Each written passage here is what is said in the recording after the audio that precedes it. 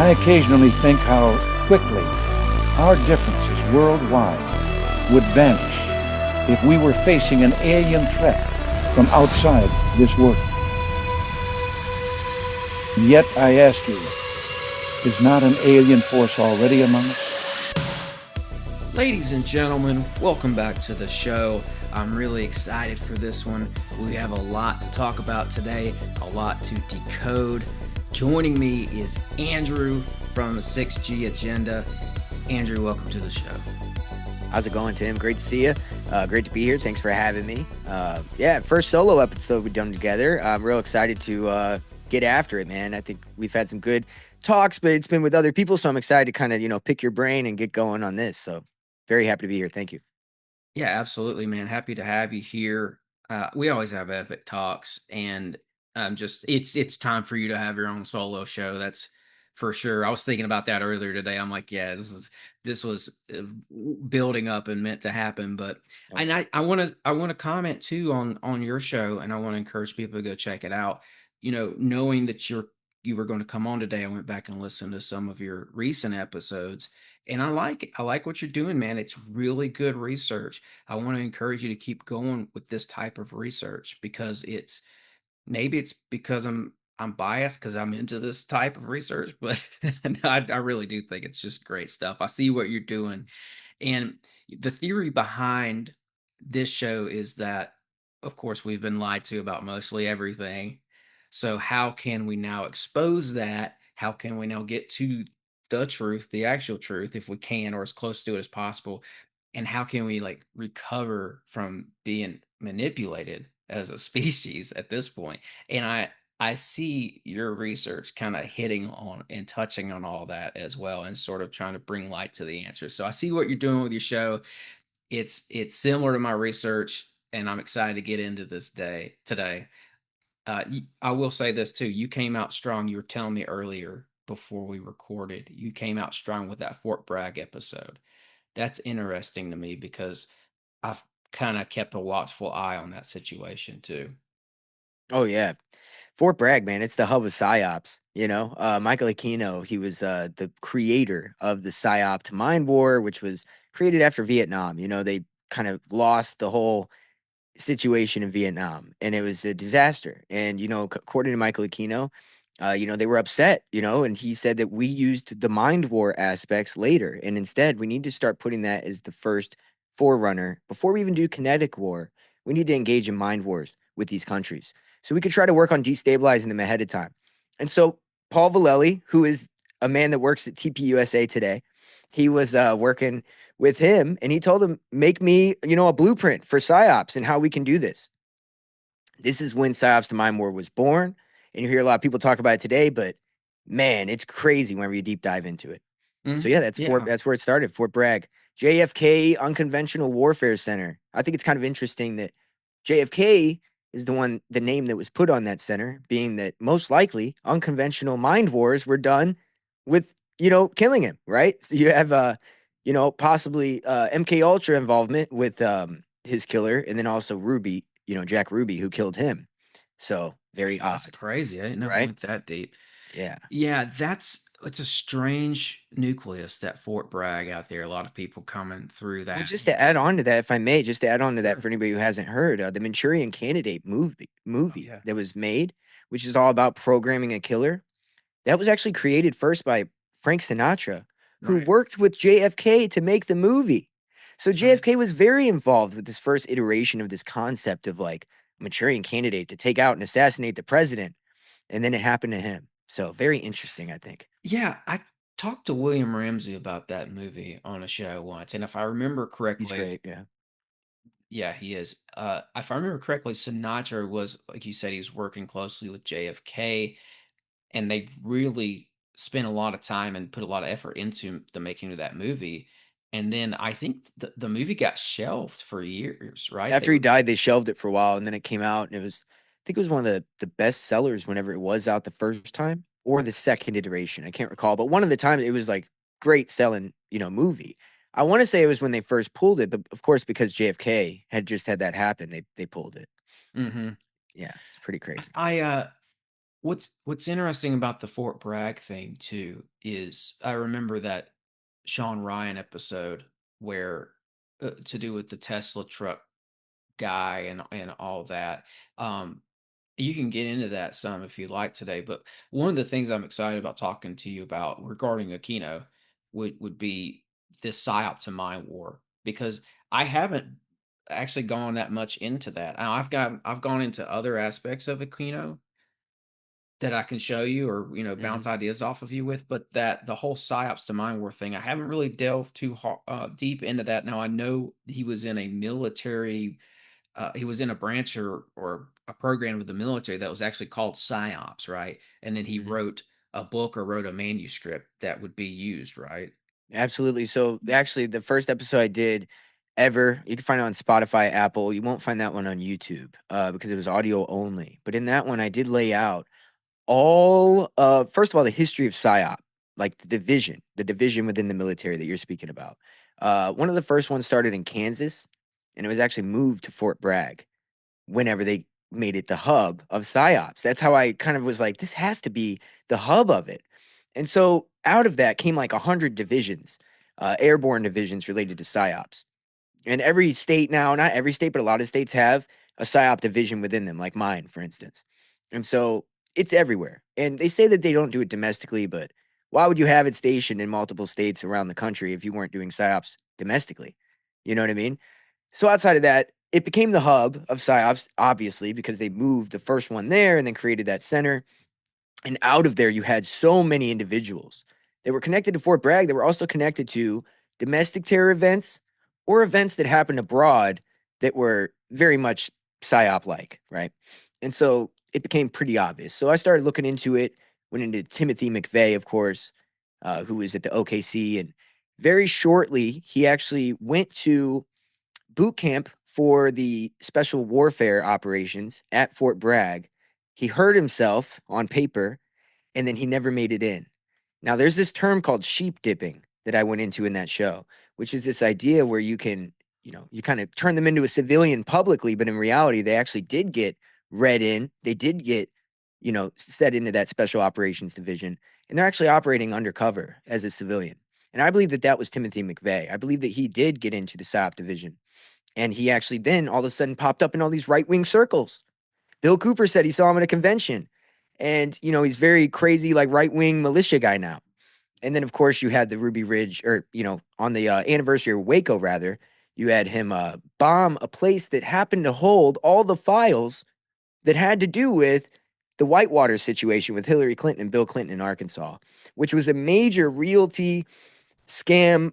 People were coming up dead. People talk about the Clinton body count. Well, it started with Whitewater. And Mm-hmm. so it was this, during Arkansas when he was running Iran Contra, the Out Mena, of Mina. Arkansas. Yep. And Yep. so where that kid died, which I think was more related to uh this global elite satanic pedophile cult that I talk about on my show, more than it was this kid seeing a drug deal. I think this was more related to the Epstein-esque style group that was going on as well related to this. So there's a lot of layers to this. It gets crazy, Mm-hmm. but essentially psyops start there. Fort Bragger. Sean Ryan has on another Fort Bragger who gets an email from a Fort Bragger who blew himself up in a Tesla truck outside of Trump Tower. On the same day, another Fort Bragger kills a bunch of people in New Orleans with all he had was an ISIS flag to prove that he had some kind of, loyalty to some Muslim groups so that we can have a boogeyman to fight. Mm-hmm. And here we are, and Matthew Liversberger leaves a letter talking about the drones going on in New Jersey and how they came from China. The guy who killed himself in the Tesla truck. He's talking about how these drones are using anti-gravitic technology, which is terminology that you Oh hear yeah. Stephen Greer uses that terminology. So how did he figure that out? So it gets really weird where he's saying that nobody could stop these drones unless you use drones that are equal to them because you can't down them. There's no Yeah. offensive. Saying very weird things. And I'm like, so what are they going to do? Meet up in the sky and just, not kill each other, like just fight each. What are we talking about? So That was I forgot all about that yeah, there's so aspect many of the layers to story. this. There's Yes. that secret government tech element Mhm. to it, right? Where you Oh get yeah, into I'm sure we could get into the missing scientists as well with exactly.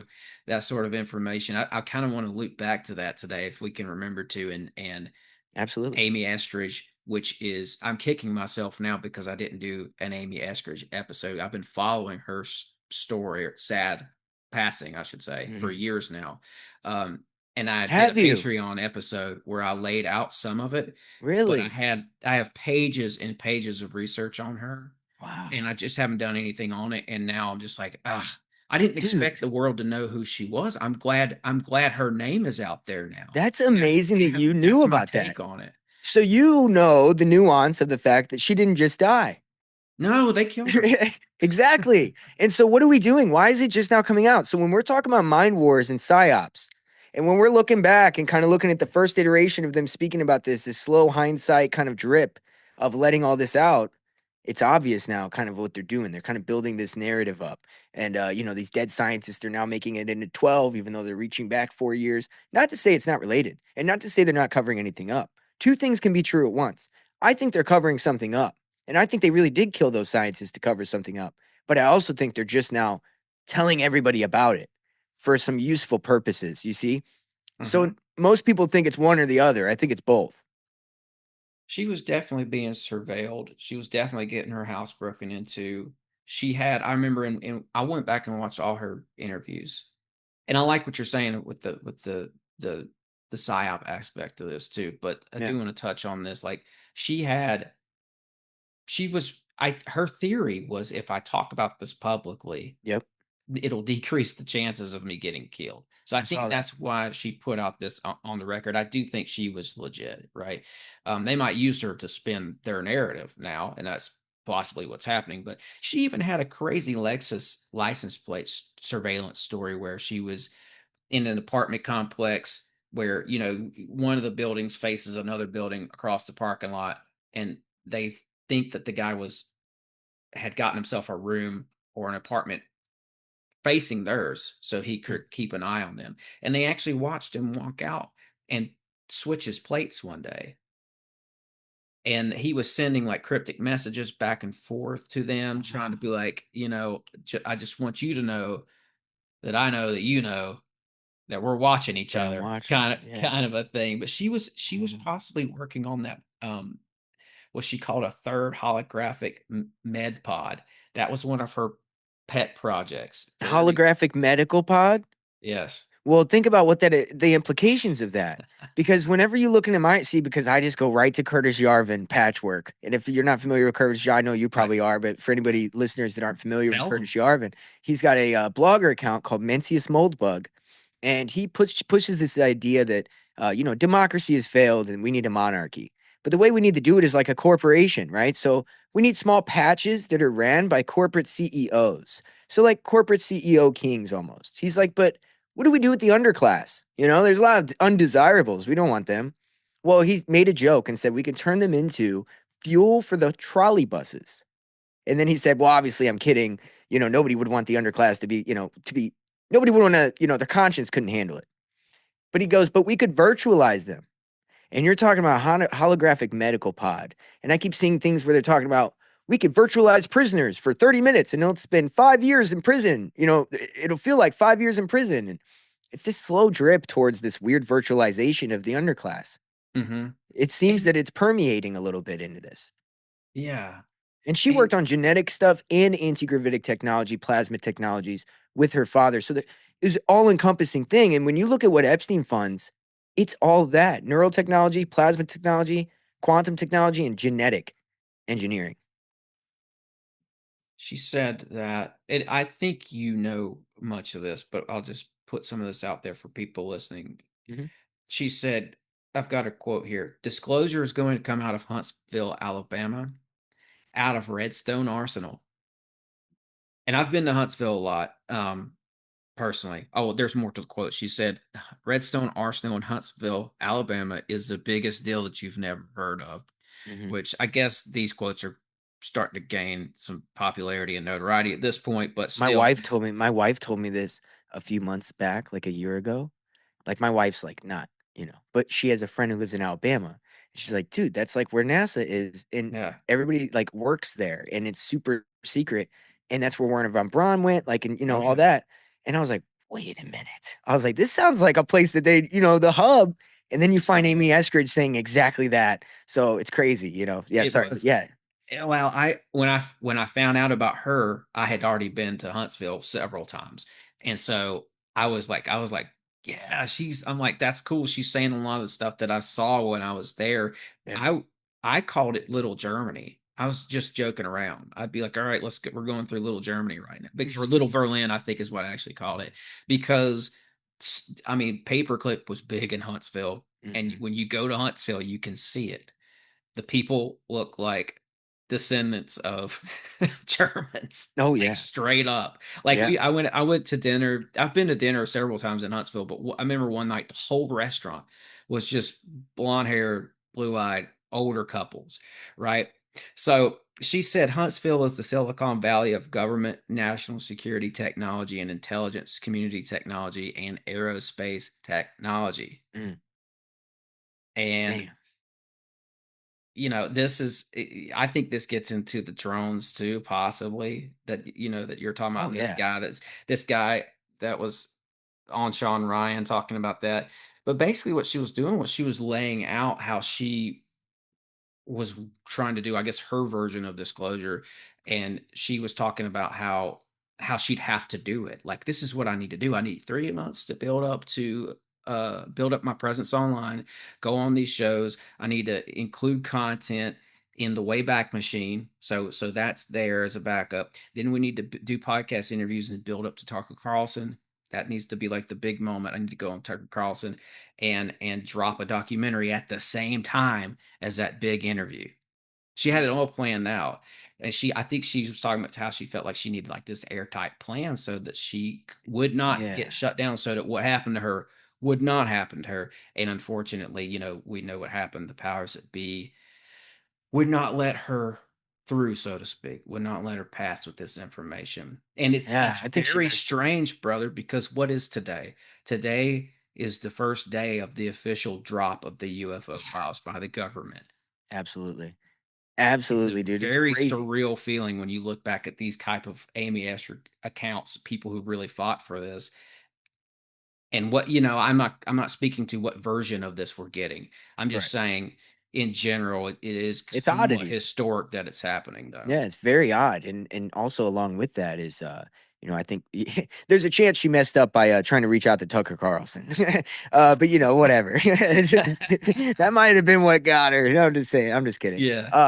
But anyway, I think that you're exactly right, and a lot of the stuff, it all is the same thing in a weird way. The more I've looked into it, like whether it's Curtis Yarvin, the accelerationist movement, this dark enlightenment movement, because it traces right into Elon and Peter Thiel and JD Vance, who are in the White House. So whether you're talking about Mhm. geopolitical, whether you're talking about the occult, with Michael Aquino, which was what seeded the O9A, which is the Order of the Nine Angles, which is a online fringe group that pushes like far right, crazy, essentially a death cult, but also with far right tinges that match this accelerationist movement. And then you find that Epstein said that 4chan and 8chan were great places to try to galvanize the far right and use them. And then QAnon was born out of what seemed to be something Epstein was talking to Peter Thiel about. So we're looking at how all this kind of comes and forms together. And so then I think the best place to give context to all this, to really make it make sense, is go back to the basics. Mind War by Michael Aquino. And so I bought all 3 books. He ended up writing that paper for Paul Vallely, like I mentioned earlier. He wrote Psyops to Mind Wars.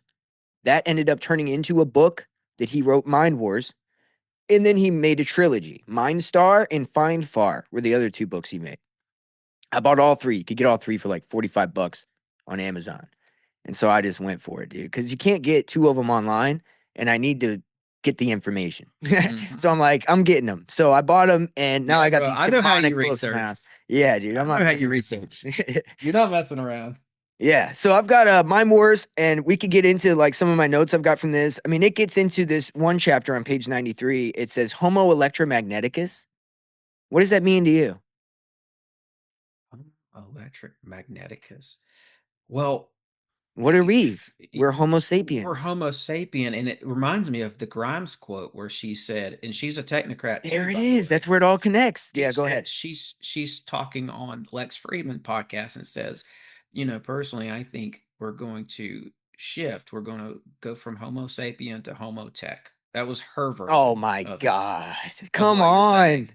That's just literally the same thing. She's It's just, oh, rebranded. It's wow. Michael Aquino Yes, technocracy rebranded. If we could put absolutely. him together with technocracy, which seems like Mhm. we're doing it, It and is. why It not? is all Because connected. he's influenced that, and that's what happens with these big occultists. Is Mhm. they all looked up to LaVey. I think Aquino was a big follower of LaVey, but also Aleister Crowley. These guys sent ripples through the culture that we're still feeling right now, whether it's music, military, or anything in the culture, Absolutely. news, Well, I media. think that's why Aquino has proven to be so influential is because Crowley's very influential. And then Crowley's work got really exemplified and rebranded through Aquino's work.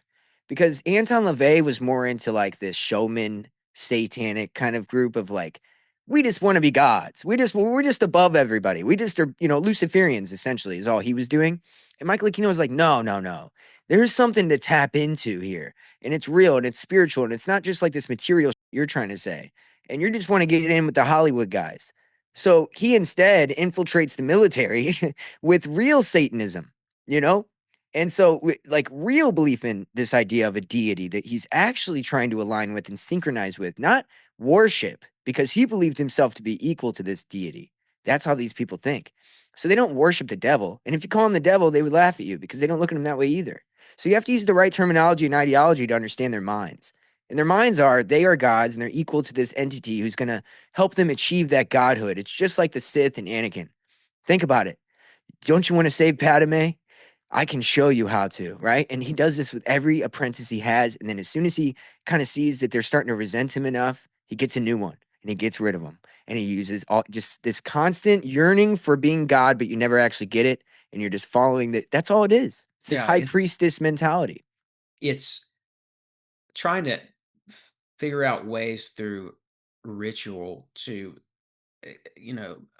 elevate yourself to godhood in a human form. But they also, like you said, there's an element to this where they are worshiping some sort of entity, and that's what Aligning with, I've yes. I've found some stuff to do with that too. I'll talk with you about it today, probably, I'm sure. But like you said, there's Aquino believed there was something very real that you can tap into. And when Mhm. I got into his material from the Vivelsberg working, that's Mm. exactly what he was doing. He was Tell me about tapping that. into, Tell me about that before we get into Mind Wars, and then we'll get into that. okay, it's the Order of the Trapezoid is Yeah, what he yeah. was as a result of. So he goes to Himmler's castle in Germany. There's a lot of crazy stuff with this, man. It's one of these ancient sites, which is like, I wanted earlier to tell you this, like when you were talking about the Clintons in Mena, Arkansas, like Mena's right down the way from what's called Heavener, Oklahoma, where there's absolute proof that the Vikings were in North America before Columbus. There's rune stones there. There's all this crazy ancient America stuff right there in Mena. Same for Germany, in this part of Germany. And the Temple of Set Mm, and the Grand Master of the Order of the Trapezoid, they know, probably because of Aquino's work, how old that castle is there. It's old. It's older than the Wikipedia is telling us. It's mm. a site where they said, let me see if I could find the quote here. They said they were trying to get in touch with the the Old Norse dark system of occultism. I'm trying to find the right quote, but first of all, there's an interview with the Grand Master who's talking about this Order of the Trapezoid, and this is what he said about it. He said it's an order within the Temple of Set. It's consecrated as an order of knighthood dedicated to the Prince of Darkness and to the protection of the Black Flame. That's a direct quote. The Black Flame, dude. Yeah, Prince of Oh Darkness. my God. Okay. Now there's another Yeah. real quick part in that interview where he talks about how this this venture by Aquino was sort of played out, and he says it was a mission to reconnect with the location that the dark arts of the North were last being practiced. That castle was it. That castle was it. So Right. And he makes another real quick little remark in this interview where he goes, going back to the 1st century AD. Oh wow. And I'm So like, yeah, oh, that's not, because I've studied Nazi Atlantis. Germany, and I know that Wow. nobody places Wilhelmsburg Castle that far back in history. And Yeah. so they know something about, that's my whole spiel on the old God connection here, is like they went to the place of old God worship, to the Norse, Right. or to it says the dark arts of the North, which might not be the Norse, but anyway, so they were trying to reconnect with something there, right? Mm. The Yeah. Wikipedia takes that site back to 9th century AD. They're saying it goes back to 1 AD. I think that, but clearly it's a place of sorcery going way back. And what I'm seeing, and I'm sure you can account for this as well with your research time and time again, that's the name of the game. These orders have some sort of inside information, and what they're trying to do is use that information to get in touch with these ancient sorcery systems, and like you said before, tap into some sort of an old entity. And I'll cap it off with this one. In this case, what that old entity is, I think it was Wotan, because they believe that Wotan is the manifestation of the Prince of Darkness. That's another direct quote from the Grand Master of this order. Oh my God, dude, I got so much to say right here. Oh my Go God. for it. Okay, so first of all, I didn't mean to say Atlantis. You said 1st AD, never mind. But I was just thinking like, oh, I know that you kind of had this concept that America could have been, maybe a part of Atlantis, maybe not Mhm. the Atlantis, but a part of it, the old world, one world system. I sometimes wonder about that. But anyway, And moving on so from did that. Tesla. We can move on from that, but Yeah, Tesla was yeah. looking into that too. He was looking at the medicine wheels out west to see if they were connected to the pre-flood antediluvian grid, power grid, like Mm, the ether grid that he thought was right. probably connected with Atlantis. I believe that's the plasma grid. I think the more that you read into like, Alice Bailey's work, they talk, and again, Homo electromagneticus is plasma is 99.9% of all of the universe. So that means that this fabric, this web, this planetary web, and or the veil, as they refer to it as, this astral realm, I think is made of this plasma. And so when we see them making plasma orbs appear and manifest, and they're saying, oh, these are aliens, these are interdimensional beings, whatever. I think there's an aspect to this that we have to consider. Back in the day, when the Mayans understood astrology on a level that the layman didn't, they would use it to manipulate them and say, we're going to make the sun go away if you don't sacrifice children, right?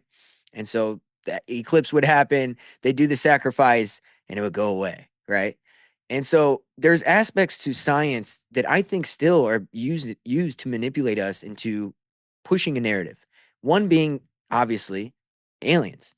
When you look at plasma technology in these orbs, how do we know that they don't know how to manipulate this plasma and make these orbs appear?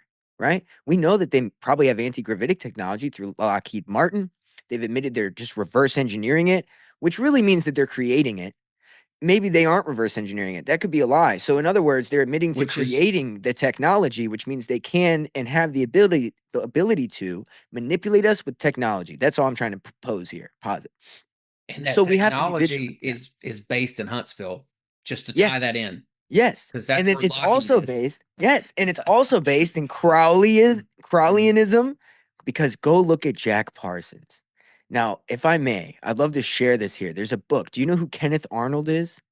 Yes, but tell everybody who he is. He's a I'll let you tell it, but yeah, No, he's a absolutely. very well connected occultist in Hollywood and elsewhere. He is the first man to see and report on flying saucers. He saw 9 of them, no less, right outside of the White House in Mount Rainier, or not the White House, but by Mount Rainier in Washington. Oh, And let yeah, me. Sorry, go I ahead. was thinking. I thought you said Kenneth Kenneth Anger. Anger. Check Okay. me out. Check me out, though. That's what got me interested in this. So Joe Rogan, when he did this episode with Bessett the other day, this just came out, his last episode. I watched it because they're talking about the UFO disclosure with this congressman, and I think it's all kind of narrative pushing, but I listened. And they always connect the nuclear technology, the Trinity test, to UFOs. But whenever you look deeper, Kenneth Arnold, the person who actually saw these UFOs, started looking into Jack Parsons and the Babalon workings. And that gets into the Crowleyanism, the satanic aspect of witchcraft. the manifestation of the moon child during the Babalon workings. I've done extensive work talking about this. We can cover it a little bit because it does trace into Aquino later and this whole UFO satanic connection with this astral realm and this doing magic, right? So it all connects. So bear with me here as the listeners. So Kenneth Arnold, I thought, man, that sounds a lot like Kenneth Anger. So I looked in. If you don't know who Kenneth Anger was, he made a movie with Aleister Crowley, and it was called Lucifer Rising. And Aleister Crowley and him made a movie called Lucifer Rising, and there was a scene where they showed the Sphinx, and right above the Sphinx was a UFO, and it was a flying saucer like we know today. And this was a movie made in 1912, okay? And or maybe a little bit later. But anyway, because the Moonchild book was written in 1917. But either way, they were saying that the old gods are going to come back as these flying saucer, deities. That's what they were saying in that movie. So now the first person that happened to see these flying saucers happens to be damn near named the same name, Kenneth Arnold. Isn't that odd?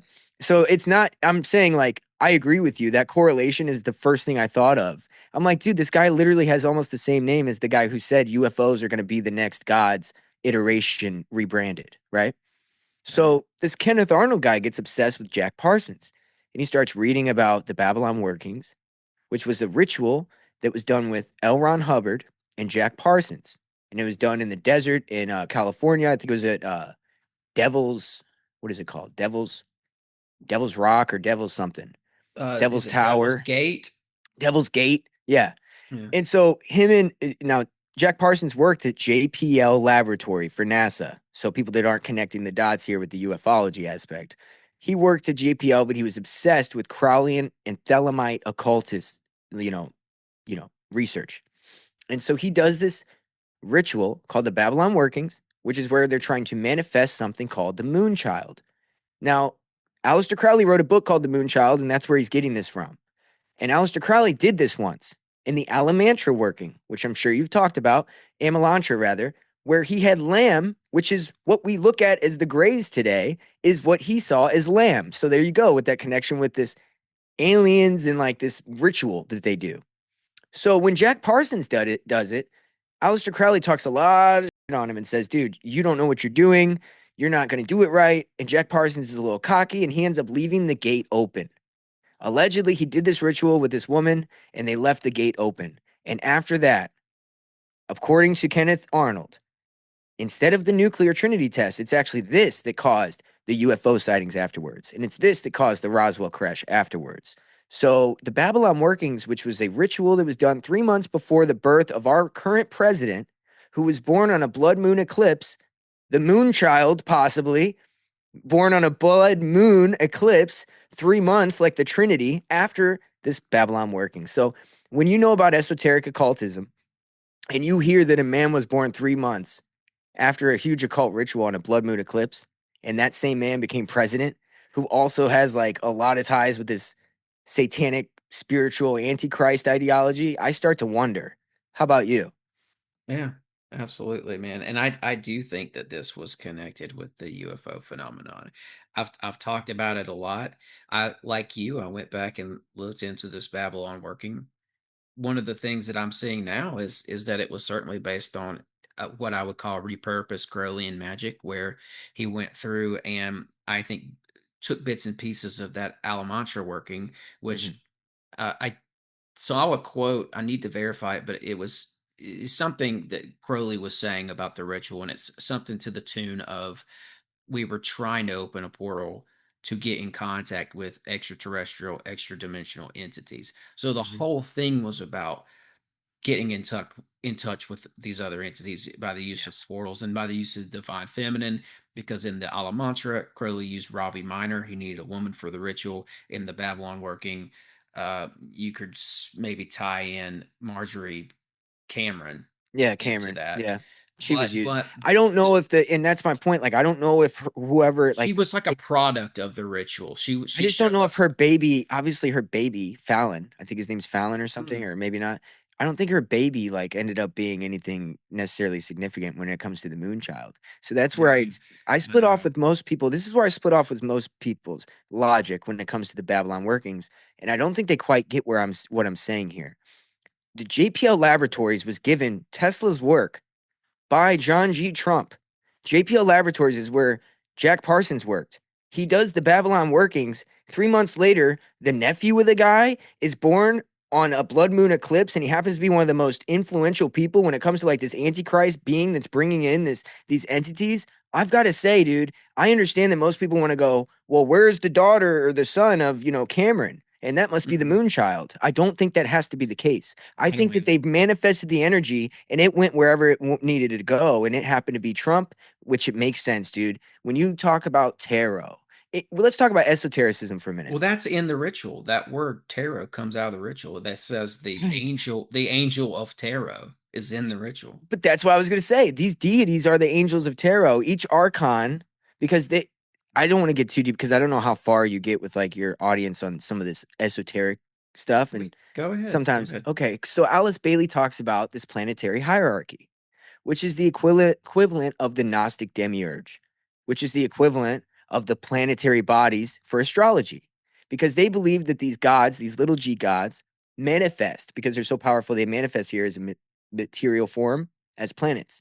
And those planets send archetypical energy through this plasma field, this astral field of plasma to us. And depending on where we are, when we're born, all those things, it acts on us. She's saying that there's a new age coming and a new form of energy coming from these planetary bodies. And that's causing this new age that we're coming through right now. New technology, new connections with these. And she's saying that they're going to come and make contact with us. And she's saying it's going to happen around this year, which I think connects with this UFO disclosure. And this also the occultism we're talking about. It all connects in this merging of all religions, right? With this new, Luciferian doctrine That would that Stephen connect with talks about. Blavatsky as well, right? Exactly. Like She was her Alice Bailey contemporary. was okay. Yeah, there's a She there's a started a book. company called the Lucis Trust, which literally is the publishing company for the UN. That's how intrinsic this society is. Yeah, I Yeah. definitely want to get into some of that. There's a quote about there was a quote about some of this that I'm trying to find that I think it was a Blavatsky quote, but yeah, Blavatsky was, I think, very much interested. I haven't done much on Alice Bailey, but I do know that there's that Blavatsky connection, and I do know enough to Hmm. say that yes, they were looking for the new age to come in. Like it was the Theosophists and Crowley, I think, Hmm. too, were looking at All astrology connected. Yeah. to as it applies to the coming of the age of Aquarius, right? And it's like they Hmm. wanted they wanted to get out of Pisces so bad that they were doing everything they could and everything in their Yes. power to bring on the age of Aquarius. And they kind Yeah. of, it seems like some of them wanted to bring it on early. And Blavatsky was waxing on about this golden age, and Crowley was kind of hinting at a change as well. And they tried to change the culture. They tried to manifest this, Yeah. and some of the people in their circles apparently believed in these 24,000-year-old cycles, like a Yeah. precession of the Yeah. equinox and all that, and the coming back of the golden age when the gods would come back to Earth. So we're back at that old God Think connection. Randall Carlson on Joe Rogan when he talks about the great year cycle and how we have the precession of the equinoxes. And this is the age of Horus, according to Crowley. And he said that the moon child would bring in the age of Horus, dude. So we're still talking about the same thing here when we're talking about all this. And the Theosophical Society is known as co-masonry. So there's Freemasonry, and then there's Theosophical Society that was created by Helena Blavatsky. Helena Blavatsky had a successor, and that was Alice Bailey. Alice Bailey started a publishing company called Lucifer Trust, which became Lucis Trust, which publishes all the Theosophical books, co-masonry, and all the UN documents. So a global Mhm. entity that runs our world, right? And so when you put all that together, you go, oh, so this is pretty intrinsic in our society whenever they've got this much pull. And so it's all rebranding, like the Order of the Nine Angles. It's really the Order of the Nine Angels, the Order of the Nine Planets, right? Because we're again talking about angels, planets, these planetary demiurge. It's all the same thing. And so the Gnostics believe that we're put in this material realm and it's evil, and that the only way to get out of here is perfection of ourselves and our soul and enlightenment, and we can get out of here. And Jesus is one of many ascended masters who was able to achieve this. Well, Alice Bailey says that when this new planetary hierarchy comes, an initiatory rite will happen where only a lot will be called, but few will be chosen, and only the initiates will be essentially going through the second initiation, and the rest of the people will be destroyed. So there would be a physical calling of people. And she says, I know you may say this isn't fair. But I need to remind you, your soul has many existences in this universe. This is but one of many, and a physical destruction of your body is not one of the worst things that can happen to you. So essentially saying, it's no big deal. We're going to kill some people, but it's for the betterment of man. It's for us to achieve superhuman, because she mentions how the initiates will synchronize their minds with this demiurgic force. They'll synchronize their minds with this planetary hierarchy. And so it gets into this merging of tech, maybe, that's being done with Kabbalistic magic that possibly is creating vessels. Who knows? I mean, we're getting into weird territory, but remember, these people all deal in occultism, like Ben always says with that Seymour guy that digs a hole in his basement till the Yeah. elves come out so he can create more computer tech. This goes through all the tech guys. They all talk about this. So it's not, it sounds crazy to us normal people, but these people are obsessed with this stuff. Yeah. Yeah. The Seymour Cray and the technology aspect of this. And I would argue that the neo robber barons, as I like to call them, basically the big tech bros, the rise of the CEO governance that you're seeing on Yes. a global Yes. scale, those guys, Musk, Thiel, Altman, those guys seem to be borrowing heavily from Nietzsche and the concept of the overman, man Yeah, becoming something else. I would absolutely. argue that there's a passage in the Bible in Daniel that seems to talk about this, in my opinion at least, and it talks about man becoming, or man mixing his seed with something not of man. To Which they said that was the original thing that happened. The Anunnaki story started with this society. The idea that angel or aliens came here and created man to be slaves out of like primates and stuff with their DNA, that came from them. And it goes right into this Atlantean Nephilim kind of bloodline ideology where literally Helena Blavatsky said that we used to be like God men back in the days of what many called the days of Noah. She correlated it to the days of Noah. So when people talk about yeah, Atlantis being the days of Noah, all you got to do, it's not guesswork, right? And so they're saying that they want to bring that back. So when you're talking about Neoplatonism, which is actually the New Atlantis, which is what Francis Bacon wrote, which is America, he said, will be the new Atlantis.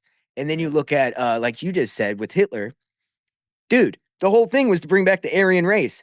The Aryan race was the Atlanteans. That's like the whole thing. So again, it's everywhere. It's all the well, same thing. So when you're talking about the Superman or the Ubermensch, it it never ended, right? And here we are. they were borrowing the Nazis too. That Thule societies, they were borrowing heavily from Blavatsky too, Yes. and these other turn of the century occult thinkers that were hanging out over there. Blavatsky was hanging out over there in the region of Jeremy too, some as well, and they were all pointed back to this Atlantean time period. They had different names for it, like the Yeah. Thule was, or the Thule, or what was it, The the Vril. Ultima Thule as well Oh was one of yes, the yeah. names for their, sort of like a branch off of of the Atlantis myth or whatever. Yeah, Like Lemuria. Yeah. Lemuria, and Shambhala. mhm, Shambhala, the great city that's, under the earth. By the way, I've always said that Admiral Byrd's story about Hollow Earth is pushed forward by the Nazis to try to perpetuate this idea that the Atlantis idea of like this alien is real. Yeah, I really do think that. The whole story of him going to Hollow Earth, and then he has some what do they call them? Like Norse, Pleiadian style, looking people that came and controlled his ship and brought him down and landed him, and how they want to create utopia, but man's too destructive. It's the same thing that all these UFO people say that they're told when they channel these deities. So again, it's just again and again. And it's like, dude, if you look at it in that framework, is this pushing Hitler's ideology of Atlantis and all that? It is.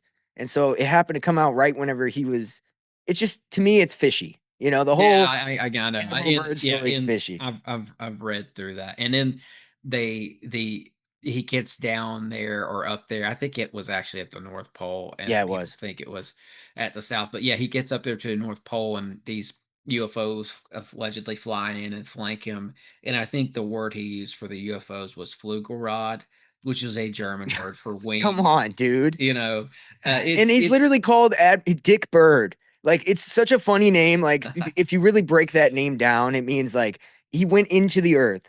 Dick flew into the earth. Like penetrates the earth. This guy penetrates the earth with his airplane.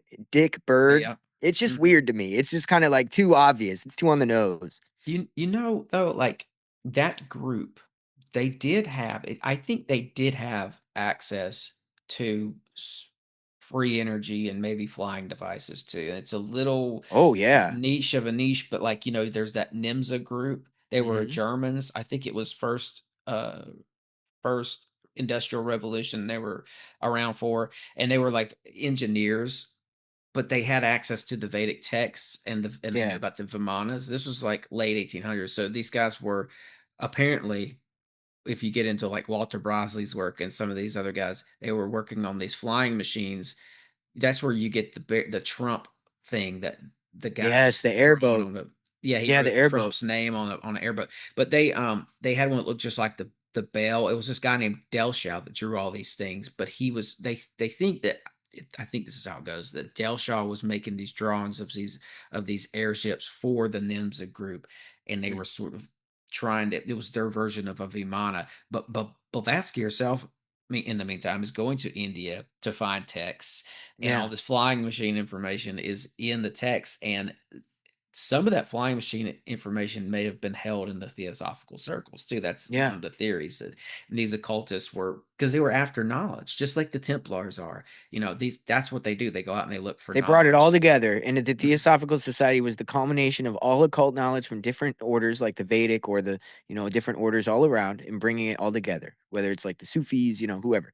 And what's funny about that is we're drawing direct correlations with obviously the Nazis and the Theosophical Society, right? Yeah. It's very clear that there's something going on. Anytime you look it up, they try to say that it never was the case, but there's clearly something there. And we know that there's skull and bones connections with going and funding the Nazis and the Bolsheviks through Prescott Bush. And he was Skull and Bones and he funded through the Deutsche Bank. And so when you know that, and then JD Vance is Skull and Bones, and he's working with Peter Thiel, whose dad was like a chemical engineer in Germany. And so, like, we have this next generation of Skull and Bones and Nazis working together to bring this about. To your point, we're on the same page. Like, I knew for a fact this UFO stuff had to come from the Nazis during Operation Paperclip. And that's where we get all these UFO sightings. At least I'm like 90% sure that's where it all came from. And then they just start perpetuating the alien story to try to obfuscate us. But in reality, yeah, dude, if they've had anti-gravitic technology all the way back then, imagine what they have now. So I always say people argue about whether we went to the moon or didn't. I say we went there with technology we don't disclose. And so that makes more sense to me. If you look all the way back to 46, 47 Roswell, we got stuff we couldn't even do today, back then. It makes sense that today, yeah, dude, we probably by the 60s went to the moon with it. We probably today are doing crazy stuff with plasma orbs and all kinds of stuff.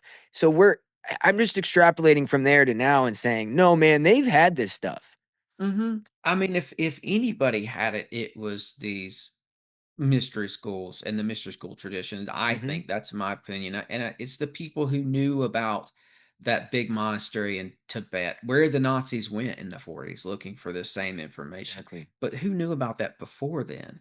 That monastery is one of the oldest libraries in the world. Who knew about that besides people in Tibet? No one, except for the mystery schools. They're the Exactly. ones who would have had the knowledge of this stuff. And I think there's an interesting connection here. I want to throw your way, if we can hang in on Blavatsky for a second. Yeah. It's Alice Bailey, like you said. This might play into it. That's why I want to tell you. It's she's in the Blavatsky sphere, and there's these free energy connections. This is like revolutionary Tesla-like technology, right? Hmm. And there's a friend, I got my notes here from when I was researching this. There's a friend of Blavatsky named Clara Jessup Moore. She's a Rosicrucian. She read all these books about the technology that was being developed by John Keeley. Have you heard of him? I've heard He's his name, but what did he he's do? a he's a Tesla-like. He's one of these Okay. inventors. Okay. Hmm. Okay. He was based in Philly. We know you probably know this, Philadelphia, right? Hmm. Helena Blavatsky set up shop in Philly for a while. I think she uh, like unveiled theosophy in Philadelphia. I Yeah. think she got the idea in New York, and then she went to Philadelphia, and that's when she started it. So she gets connected with John Keeley in Philly, and he's, if I could put it in a nutshell about him, he's a Tesla type that history demands as a fraud. One of those. Okay. Okay. But Blavatsky said his work was essential, and that work should not be allowed to get out and get into the wrong hands. She Wow. even went so far as to say, if Keeley's work gets out, it's going to start World War II, and nations are going to start blowing each other off the map, like bombing each other off the map. That was her prediction for if this tech came out. So it seems like Blavatsky and the Theosophists actually may have kept the Keeley technology safe and guarded it within the structure of the mystery school Yep. tradition, because they had the infrastructure to guard this type Oh of yeah, information, right? for But I thousands of just think years. it's interesting. You might want to look into Claire Jepsen more, because it might tie in with Alice Bailey. I'll just throw this in and we'll keep going. But Keeley was working with ether and etheric vibratory forces, like frequencies and stuff. One of his inventions, to me, looked like a lot like a particle collider, like an early version of one.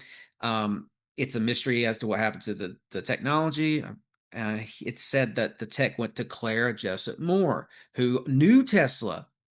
And she also knew, here's her real connection, she also knew Edward Bullard Lytton, who wrote the book Real. Yeah.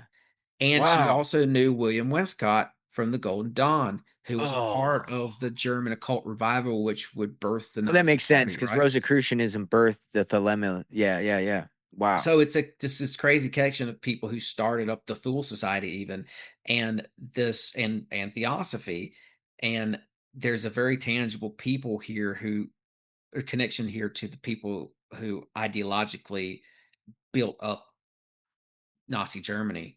Yeah.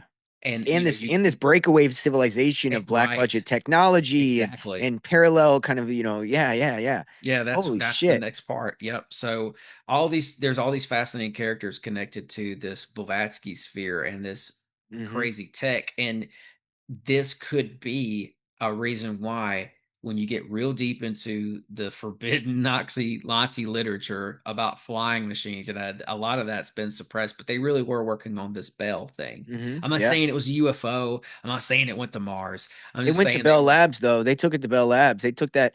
That's been a proven thing that whatever that was taken to Bell Labs, which is weird that it was called Bell Labs. But Mm-hmm. and this was next to a military place, and they possibly were working on that kind of technology. Bell Labs is what I went on to Tinfoil Hat and kind of like talked about for a while, which is if you've seen that show Severance. Severance is about Bell Labs, which is where people go to work and they don't remember what they do at work and they don't remember their home Yeah. life at work. Yeah, and then Oh, within that's an that, interesting connection, it's man. based off a real place, Bell Labs. And I so I'm know a like, little what bit the about hell? Bell Labs. Dude, so I started deep diving there. I'm like, wow, so there's something there. Okay. Even with this tech. And then Yeah. what came out of that was AT&T and the telecommunications, which led to the tech. Silicon Valley. Yep. Fiber optics. The first transistor, things like that. So I'm like, okay, dude, the horn antenna that proved the Big Bang, right? So then you have the discreditation of any man, dude. So Did you yeah, get that shit gets into? crazy. Yeah. What was her name? She was always on Coast to Coast with Art Bell, and she did a lot of information on Bell Labs. And I'll try to Oh, remember her no, I name in didn't a check minute. anybody. I didn't know anybody that's talked about this. I'm gonna have to check whoever that is. I'll look She it up. was Linda Moulton Howe. That's her name. Okay. I'm gonna She type that was down. making connections to the Roswell incident, which I do think I think something actually happened there. Now, Right. here's the thing. Oh, she did the ancient alien thing.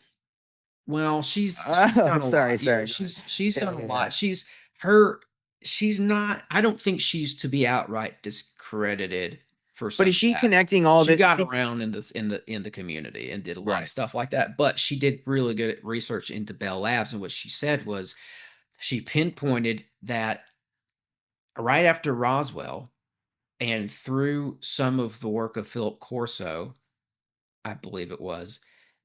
Some people don't trust him either, but anyway, you'll have to get into the research to see for yourself. But Mhm. she says that technology basically was brought up straight out of the desert in Roswell via military transport and taken to Bell Labs, because it's like a matter of months later, not even a year, like within a matter of months, circuitry and fiber optics and all that stuff starts to be developed. Absolutely. I think there's some truth. There's a lot of truth to that, but I think that also there's some obfuscation from the fact that they brought in a lot of MK Ultra people to there, and I think a lot of the ufology movement, abductions, etc., is really, in my research, related to MK Ultra and mind control experiments, which gets into this mind wars aspect too. Of course, it all kind of culminates together there. But when you're talking about the Homo electromagneticus, right, that he talks about, he says that they try to do brainwashing and mind control, but it didn't work in the sense that most people think. But they figured something out, and that's that every man and every person living is an electromagnetic being. So frequencies and technology could influence man's mind, could start to. So then you see the development of this tech that could then be synchronized with man, this biodigital convergence eventually, that could really control people like with a button, right? And that's the whole idea. So I think the ufology movement was used, one, for MK Ultra studies, and two, to perpetuate this narrative of aliens, etc., to then lead to this synchronization with tech. What do you think about that? Not many people kind of draw those correlations there. I see. I like the. I'm interested in the MK Ultra connection for sure. I see, MK Ultra coming out of 1953 and 54 being, sort of cultivated by the Eisenhower administration and Alan Dulles and a guy named some people like uh, Morris Lyon, and also another Nazi, Reinhard Gehlen, who Mm-hmm. I think, helped Dulles foster all this. But so, yeah, I can see that working in the background with other UFO stuff happening at the same time. But with it, as far as the technology goes, Yeah. I think it does go back to Blavatsky and Theosophy Oh and yeah. this No, the tech electric. aspect is real. That's what I was saying. I'm segmenting the tech part where I'm like, yeah, no, they're doing something with that. I don't know exactly what that is, but they're, whether it's channeling or whatever it is they're doing. But I think that Yeah. a lot of that gets into also this aspect of like, let's take this to the next level for controlling man. Because let's get to the basics. What is the mystery schools? It's about controlling and manipulating. Every level you go up in the pyramid of a mystery school initiation, you just learn another word that means the same thing as the last word you learned. But it's this idea that thousands of words can mean the same thing. It gets into 1984, this idea that we want to reduce all speak to one word. One word can mean, do you know about 1984, where the Oh whole yeah. premise of that, the big premise of that is we want to reduce the words, how many words people say. All the way down, they said ideally we'll have one word that could encompass everything. So people are limited in their view of thinking. They can't Yeah. think very Yeah. much because There's a that's what we're talking conspiracy about here. that's happening right now with the internet Yeah. that they're deleting LOL, words. BTW, all these Yeah. things. Yeah, dude, that's a very slow Orwellian kind of 1984 thing going on. Well, I think that if you look at the mystery schools, every time that you get to the very highest level, a lot of times they say, from what I've read, that you should be able to create words that have magical meanings behind them. So, because they understand the idea of spelling, right? You say certain words, it has certain energies that follow that can actually kind of act on your mind subconsciously. So they master the craft of that, this idea of manipulating people with words and manipulating people with their tongues. And then what do? A lot of them go and create their own version of this society. Scientology, Mormonism, Freemasonry. These are all these different versions of the same thing created by initiates who went through the highest ranks of the mystery schools, learned how to deceive people the best, and went out and created their own version. Because what did I just say in the beginning? A thousand words that mean the same thing is a micro version of the macro version, which is 1,000 mystery schools that actually have the same principle behind it. Does Yeah. this make sense? It And does. that's And really the I'll basis of it, say I think. it does. I mean, it makes sense. I agree. And you said Scientology, and I got to add this. Scientology comes out of 1947 in that Babylon Working. Yes, it does. It all, yeah. And He Mormonism was comes out there. of Mormonism comes out of Freemasonry. Joseph Smith was made a Mhm. Grand Master Mason on site, which never happens, like by a handshake. But the man Yeah. who made him a Grand Master Mason was named Abraham Jonas. He was the first permanent Jewish resident of Quincy, Illinois. And he was the Grand Master Mason of the Northern District during the same time that the guy that we all hear about, I'm going to forget his name right now, the Master Mason of the Southern District, Albert Pike. Right. So this is during the same time. So the Civil War starts.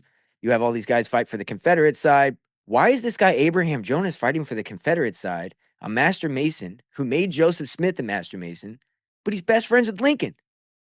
How does that make any sense? Why is the best friend of Lincoln a Confederate Jew? Kind of weird, because the Jewish, owning the plantations, etc. So why would Lincoln be against his friend if they own the plantation? There's some weird aspects to that where there's a lot of connection there with Jewish families. I'm not being anti-Semitic. I'm just saying there's Jewish families that did own cotton fields and plantations. It's a fact. And so why would he be like, why would his friend, like, was there a manipulation involved through Abraham Lincoln? Or was there like really a divide between the two? Because he still worked with Abraham Jonas after. It's just thoughts I've had while I've Well, researched this. there's also a theosophical connection to the beginning of Mormons and Mormonism. There we go. Yeah. As well, because you've got the spiritualist movement of upstate New York that's happening in the 1800s. That's kind of where I think Mormonism comes out of, and that's where Blavatsky was in that area.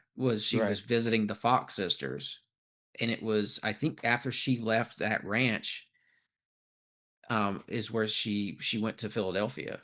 So Okay. she was coming from when she started Theosophy, she was leaving the area that Mormonism was founded, among other things. No way. Oh Yeah, I wow. think I didn't know that. it all comes out of that, like the finger, Yeah. what do they call those? The Fingerling Lakes or something like that. It's in Yeah. New York. Yeah.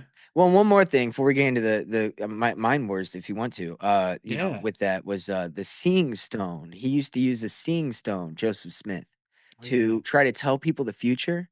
Dude, that's literally Palantir. Palantir's based Yeah. off the Seeing Stone of Mordor and the whole Dark Lord Yeah. and Lord of the Rings, which Lord of the Rings is literally about Saturn, right? The Lord of the Rings. Saturn is like the head of the demiurgic, hierarchy that we're talking about. This planetary hierarchy would be Saturn, the Lord of Time. He's the last ring you have to pass through to get to out of this, physical materiality that they say is evil. So like I mentioned earlier, in Gnosticism, you have to perfect yourself to enlightenment. The last ring that you have to perfect yourself to is literally the ring of Saturn. It's like the hardest one to get through. But if you get through that one, then you get to the divine monad, right? You're one with God, Sophia. And so that's literally their ideology. And so Saturn, if you look at ChatGPT, the hexagram in Saturn that's on Saturn, which is really just like a cube. If you were to color it in, it would be a hexagram, right? If you like Mm-hmm. took a 3D cube and turned it, which is like the game cube, right? So it gets really Yeah. weird, But anyway, so they have for the ChatGPT symbol, they always like to point out that it's like a Jewish flag or whatever, or Jewish star, or the Star of David. Well, how about the fact that it's a hexagram with chain links around it, almost like they're enchaining Saturn? They're Yeah. chaining. That's what they want to do. That's what they want to do. They want to control this demiurgic force and be the rulers over it. They believe through this channeling or whatever, talking to these deities to create this tech, that they're going to be the controllers of it. But in reality, I think they're being deceived. Yeah, I did a CERN episode, and it was one of the things that I was seeing was the Saturn connection there too, and this Golden Age connection. If I remember correctly, it was there were some researchers who believed that in the Golden Age, this Saturn, we had a window to Saturn, like almost like a portal to Saturn. Like we had a connection to Saturn, Mm. and entities even from Saturn were able to come through and get to Earth much easier. And now that's been blocked. But the occult believes that when we when they revive the Golden Age, they're going to reestablish that connection with Saturn. And there's a Mm. lot more to it, but I just thought that that was Yeah. Well, interesting, and isn't the but moon? it plays into the technology too, Yeah. because you kind of have to, I don't know, there was some sort of a technological connection there too, but like I'm thinking about that symbol, like Yeah. Saturn in a chain, like Yeah. controlling it or being able to lock it in for Yeah. I use. mean, the Grok symbol is literally Saturn too. Like the Grok symbol is just a black, planet with the ring around it. Essentially, it's Mhm. Saturn. So it permeates everything, and it just gets really weird. Especially whenever you think about like Europa, which is the moon for Saturn, or is Europa a moon for Jupiter? It's one of them. But I either think, way, yeah, Europa is well, a moon, and they say that that's where we're going to find aliens eventually, right? But Europa yeah, is literally the documentary that's supposed to be like the far right, oh yeah, Nazi, thing that disproves Hitler being bad. Well, yeah. hello, don't you see the connection with this Atlantis, alien ideology and Europa and all that? It's so weird, man, when you start to I see the know, yeah. layers behind it. Oh People man, people try to get me to watch that documentary all the they got to time. stop, dude. Listen. I'm just like, man, my grandpa fought in World War II and literally brought pictures back that he confiscated from the Germans because the Germans were going through the French countryside and pillaging and doing other bad things. I don't want to get, knocked off Yeah. of YouTube for saying. And they were leaving, they were proud of their work, proud enough to where they were taking pictures of it and careless Mhm. enough to leave the pictures behind. My grandpa brought some of that back after the war. Like they weren't good. They were Yeah. not No. good. No. They really It gets were back to what nasty. we. No, And dude, absolutely. somebody left. I did that episode with Austin Way Picard, and we got into the Nazi stuff. And somebody left me a comment saying this type of stuff, like, oh, Hmm. the German soldiers were outstanding examples of honor and all that. I'm like, where are you getting these ideas from? Because I have a family member who was there who saw that was not the case. I could tell you where they're getting the ideas from. They're getting the ideas from the same people that perpetuated these atrocities back in the day that are now on the second, third generation pushing these narratives through QAnon and through 4chan. And it's funny that they worked with Epstein, a Jew from Israel. So how is it that they're better whenever we know that the Nazis and the Israelis are essentially the same thing? What are we talking about? The Ashkenazis, it gets weird. Now, people will hear that and be like, what are you talking about? Well, because the Havar Agreement was signed with the Zionists and Hitler as a joint agreement together to create Israel as a place for them to go. But here's the thing: Messianic Jews didn't make it, and converted Jews didn't make it. It's the atheistic Jews, it's the Ashkenazi Jews, ones that really weren't real Jewish people. Sabbateans. Right. So when you understand that nuance aspect to Hitler, you realize he worked with the Rothschilds to go create a country and in the process created a victimized society of people. So later, when Israel created the atrocities they're doing now, you couldn't say a word about it because they had a victimized label from World War II, from essentially people that they worked with. It gets deep, but it's like, yo, Hitler wasn't good, but he also like wasn't necessarily all the way on the level. Like there is a nuance there. Like I think there's been a little bit of like they only focus on the Jew thing that happened, and I think he killed a lot of people. And I think Oh they yeah. always talk Well, about 6 million Jews. I think a lot of the Hitler six was. million Jews were actually convoluted with Christians, and they just say it was 6 million Jews. I think it wasn't that many Jews, but it was that many people. You know what I'm saying? Yeah, Like he definitely yeah. killed that many people. It wasn't just Jews in the No, camps. I mean, it was everybody else absolutely, from Polish, and I'm not talking about the Polish Jews necessarily, but people from Poland. A lot of them got killed in camps, and even Freemasons and mystery school people were sent. They didn't want the competition. Hitler was like, "I'm the new order in town." that's They didn't, crazy and right they there. they thought that the Freemasons would be able to foment revolution much easier because of their inner sort of network. Like when Right. when they when they invaded France, when the Nazis invaded France in 1940 or 43, I always forget the date. But anyway, there were thousands, thousands of like more than 20,000 Freemasons in France. So they're like, that's competition. Like we have to lock these guys up or do something with these guys because they'll be able to like maybe overthrow our little revolution here. But um there was somewhere else I wanted to go with that. But Himmler also killed a lot of the Jews. Like some of that wasn't That's so necessarily weird that they would just just kill. Hitler. Yeah. Himmler like really was a brainchild for these camps, maybe Yeah. even more so than Hitler was. That doesn't give Hitler a free pass. He Yeah. was anti-Semitic. What were we talking about before the show? Ostara magazine. He had a big collection of these things. Like he collected National Geographic or something, right? But it was Ostara, this occult Norse magazine. It mixed this old Germanic occultism with racism. Right. So it was intertwined with Yeah, his because it goes back to beliefs. the root race concept of they're the closest to the real original race, which was mixed with this planetary hierarchy, the Anunnaki. It gets right back to what we talked about earlier. Yeah. They believe that we were created by them. But if that's the case, then there's a more pure race that's closer to that. And then there's people that are more close to the primates that were made, right? And so that's how they get this racist involvement with ethno supremacy over the Jews or ethno supremacy over whoever, where now it's the Jews over everybody else or whatever it is, right? And so this is kind of just always used. It's the same ideology of we're just better than them because we're closer to this master race. And Hmm. it's used with Jewish people, it's used with Hitler. It doesn't matter because it's just divisiveness used to kill people. It's not like they really fully believe. They believe that they're better than you, but they don't really care about, like, Hitler wasn't blonde hair, blue eyes. So who is he to say that that we should kill all the people that aren't blonde hair, blue eyes? That doesn't make sense. But then you realize, like, oh, this just gets into this weird ideology. And remember also, I think Hey, Hitler why? was I think Hitler had some Freemasonic ties, by the way, with the red, black, and white. But Oh, I also think he that did at first.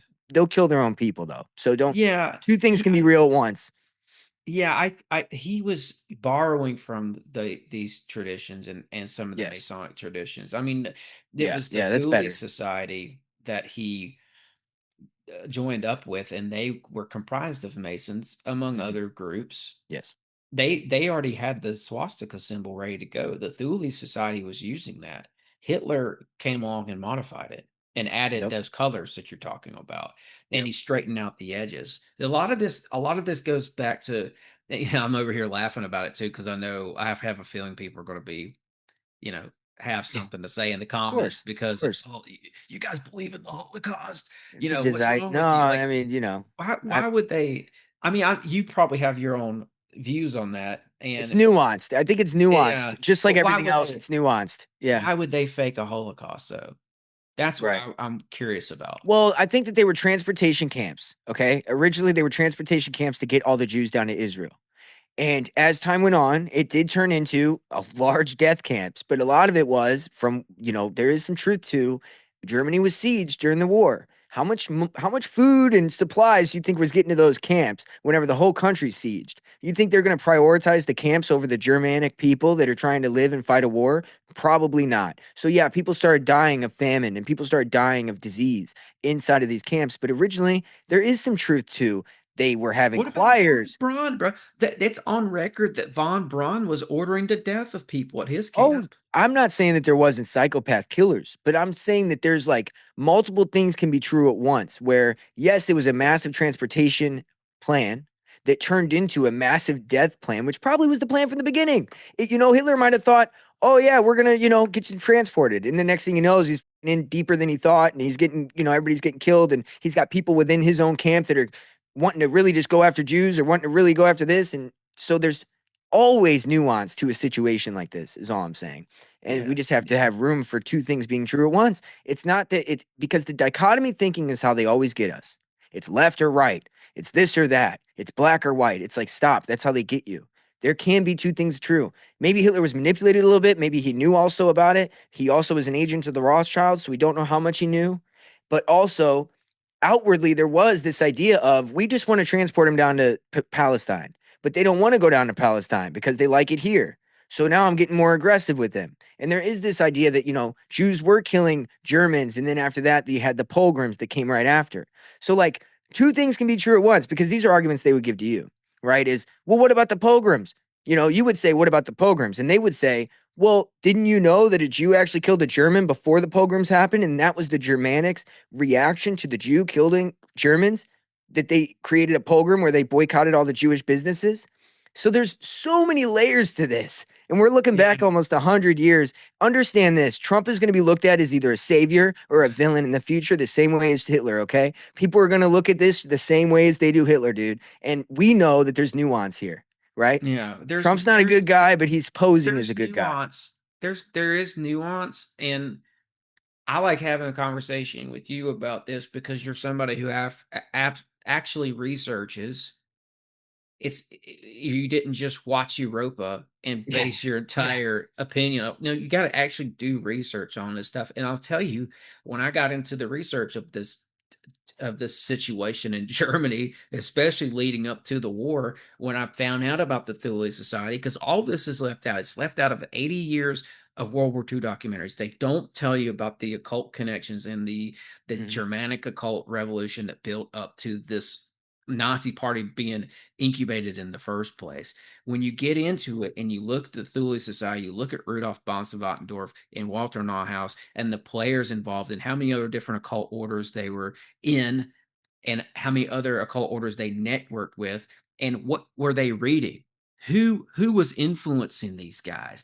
Where were they getting their theosophy and their philosophy and their theology from? And you come across people like Guido von Least.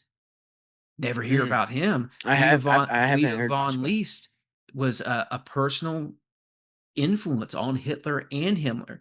And guess Mhm. what? That racism, and in a very sort of eugenic kind of a way, is Yeah. built right into the belief system.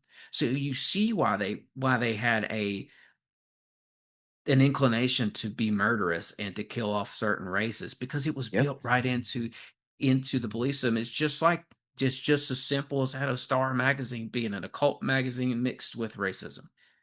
It's And then exactly you what we're throw in just a saying. little bit Yep. of eugenics, and now you can see how a situation like the Holocaust could happen. It was there already. It was already there in the belief system. It was just bastardized theosophy. I mean, in a lot No, of ways, because exactly. they were borrowing so much from Blavatsky. But and to her credit, I guess, like, I'm not going to promote Blavatsky, but she was saying some things that got twisted and perverted Yeah.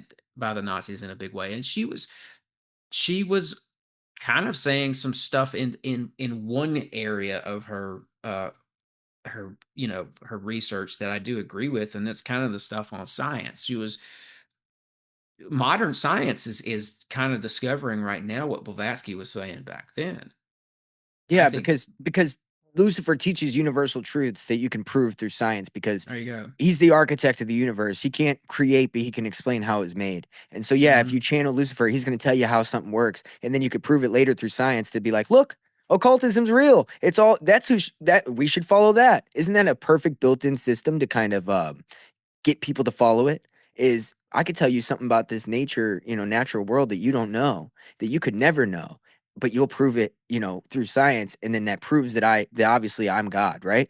And so there's that aspect to Luciferianism that I look at it that way, where I Mhm. think, well, yeah, because they can find out things that nobody could find out through this, force, Isn't it which is isn't important. it it's interesting too that when I got into my CERN research, I realized CERN was saying stuff that Blavatsky was saying, but CERN was saying it in a very Scientific scientific way, yeah. way. She was saying it in a way that was kind of like in response to Darwin, in a way Hmm. where she said that human beings existed before mammals, and she wasn't talking It's about etheric evolution or beings. She's anything. talking about etheric beings, Yeah, androgynous spirits. Yeah, yeah, she said we didn't evolve from the mammals, we evolved from the astral, is what she said. yeah, She said the yeah. astral Astral existed before waters. this ethereal Mhm. realm kind of a thing. Yeah. Plant, And that's mineral. what CERN says today, but they're saying it in scientific. When they Oh, talk yeah, about the God absolutely. particle and the force field, those are two phrases and words that's in their literature. That's what they're saying if you read it and you think about it. They're saying that there is a force Stardust. field and a God particle, Hmm. but they're using scientific language and rhetoric to explain it. Well, this is what Blavatsky was saying. But Yeah, she it's was just stardust. like, It's the idea of stardust that they push now. We're all made of stardust, right? It's the same thing, in my eyes whenever I hear people say that. It's so funny. Blavatsky also said that the Masons were great before they were infiltrated by the Illuminati. So, I mean, she might be right about that. I don't know. Like, there's some I aspects to think this so. nuance aspect, again, where you have to have some nuance here. But, I Michael think so, Aquino, bro. if I Yeah. could I show you Yeah, we gotta get this? to Aquino. I'm sorry. I meant to No, you're I meant fine. to Yeah. help you, or not help No, you. I we're meant to we're like segue us to that we are 5 right minutes now. ago. Don't worry about it. We're about to right now. I've got a perfect segue. Michael Aquino was super, super into the SS, uh, you know, esoteric works. He wrote a book called Coming Forth by Night, which is kind of a study on like, a mixture of like this pagan esotericism with the Nazi stuff and everything else. It's very dark. It's called Coming Forth by Night, so obviously it's not great, but it's magical work based in the pagan mythology that came from the SS is what he replaced Christian values with. And so when you get into Aquino and like the SS and obviously Nazis, this is how we can segue from the Nazis to this guy, right? And so I was going to ask you earlier, how much does the order of the trapezoid, have to do with the zodiac? Do they work a lot with astrology? That's a good question. What I was seeing when I looked at this last time was that the it was designed to be a part of the order. It was designed to take the initiate 9 years. So it's 1 year for each of the 9 angles. Hmm. Like what you were Okay. saying earlier. I Yeah, think like they're the trying to Order of the incorporate Nine that. Angels. Yeah. Yes, that. Yes. Which does relate to the planetary system, which does get into astrology. And I'm just curious because there's the theory out here that I'm researching now. So I'm not going to say definitively what I think because I don't know. But I haven't found anything yet through my research so far that disproves it yet. Michael Aquino possibly could have been the Zodiac Killer. And so that's some crazy, crazy right there. Oh, that's So wild. here's a picture of Michael Aquino and a sketch of the Zodiac Killer. I don't know if you're doing video for this. Are you? Yeah. Yeah. Let's Perfect. show it. Pull it up. So here, do you got it up there? I'm sorry, Yeah. I pulled up. Hold on, I'm Not trying yet. to share it with you here. Share screen. Yeah. Now this There is we go. dropping bombs, man. That's Oh, it's wild. gonna be good, dude. All right, so Yeah. you see this? Yeah, Yeah. you could throw it up there whenever.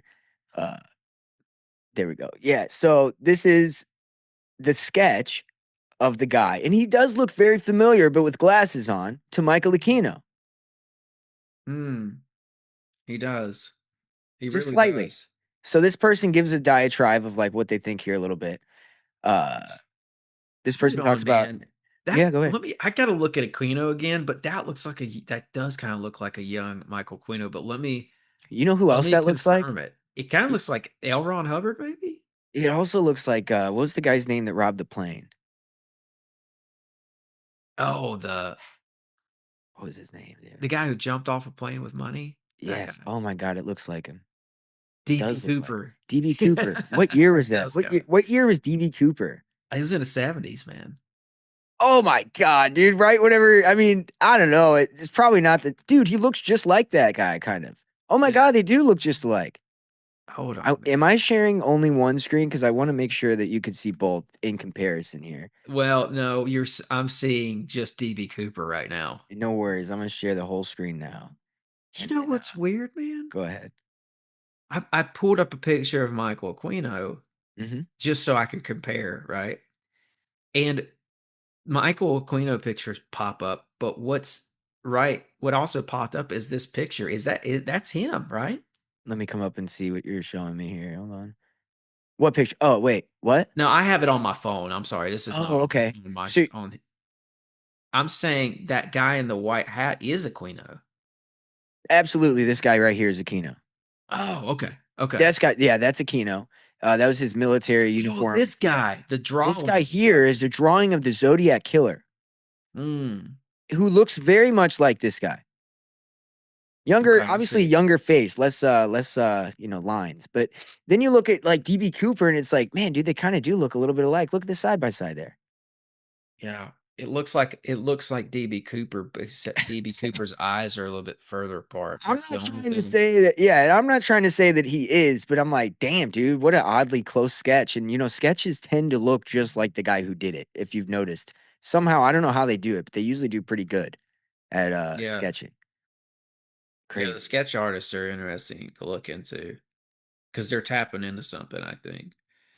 So it also talks about a figure in black has a real name. It is Michael Aquino. As the story goes, a Satan-thumping Vietnam veteran, an MK Ultra programmer for the CIA, which, by the way, he's connected to the Process Church, which is a satanic church, which is connected to Charles Manson, who was obviously programmed by MK Ultra. And of course, L. Ron Hubbard was an MK Ultra psychologist as well, or at least somebody that was trained in it because he could do hypnotism and things like that. So this all connects in a weird way, even with the Charles Manson situation. And Charles Manson, Sharon Tate, her husband, Roman Polanski, he created Rosemary's Baby, who everybody ties to like Eyes Wide Shut, and they try to say that that's connected, which is weird if you're talking about elite global satanic pedophile ring, because he literally got kicked out of America for messing with a 13-year-old 10 years after his wife died. The same guy who had Hey, Sharon Tate died. So yeah. there's this weird You know connection. what? Yeah. The story, the word on the street is that Aquino met LaVey at the premiere of Rosemary's Baby for the Oh first time. my God. So again, dude, I think Charles Manson, the Process Church, Sharon Tate, Roman Polanski, Michael Aquino, Anton LaVey, MK Ultra Doctors, Jolly West, All this stuff connects in a weird way in San Francisco, possibly even to the Zodiac Killer as well. Just Yeah. what? Like it all leads you down the same road. I mean, this guy Michael Aquino was an Iran Contra operative. He ran drugs and guns for Iran Contra. That's a fact. He also was put into the Presidio case where he, little girls were saying that they called him the general, and apparently he was doing satanic ritual abuse to children. So this is the kind of stuff that we're connecting here with Roman Polanski, the Satanic Church, all this stuff. Rosemary's Baby, Eyes Wide Shut. Yeah. I mean, it really just goes and goes, man. That's wild, man.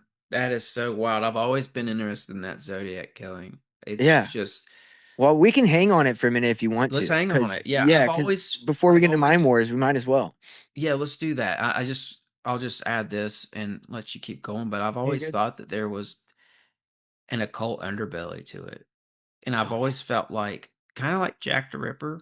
I feel like whoever did the yes. Jack the Ripper murders was an initiate and was doing it ritualistically. I feel the same way about this one, Zodiac.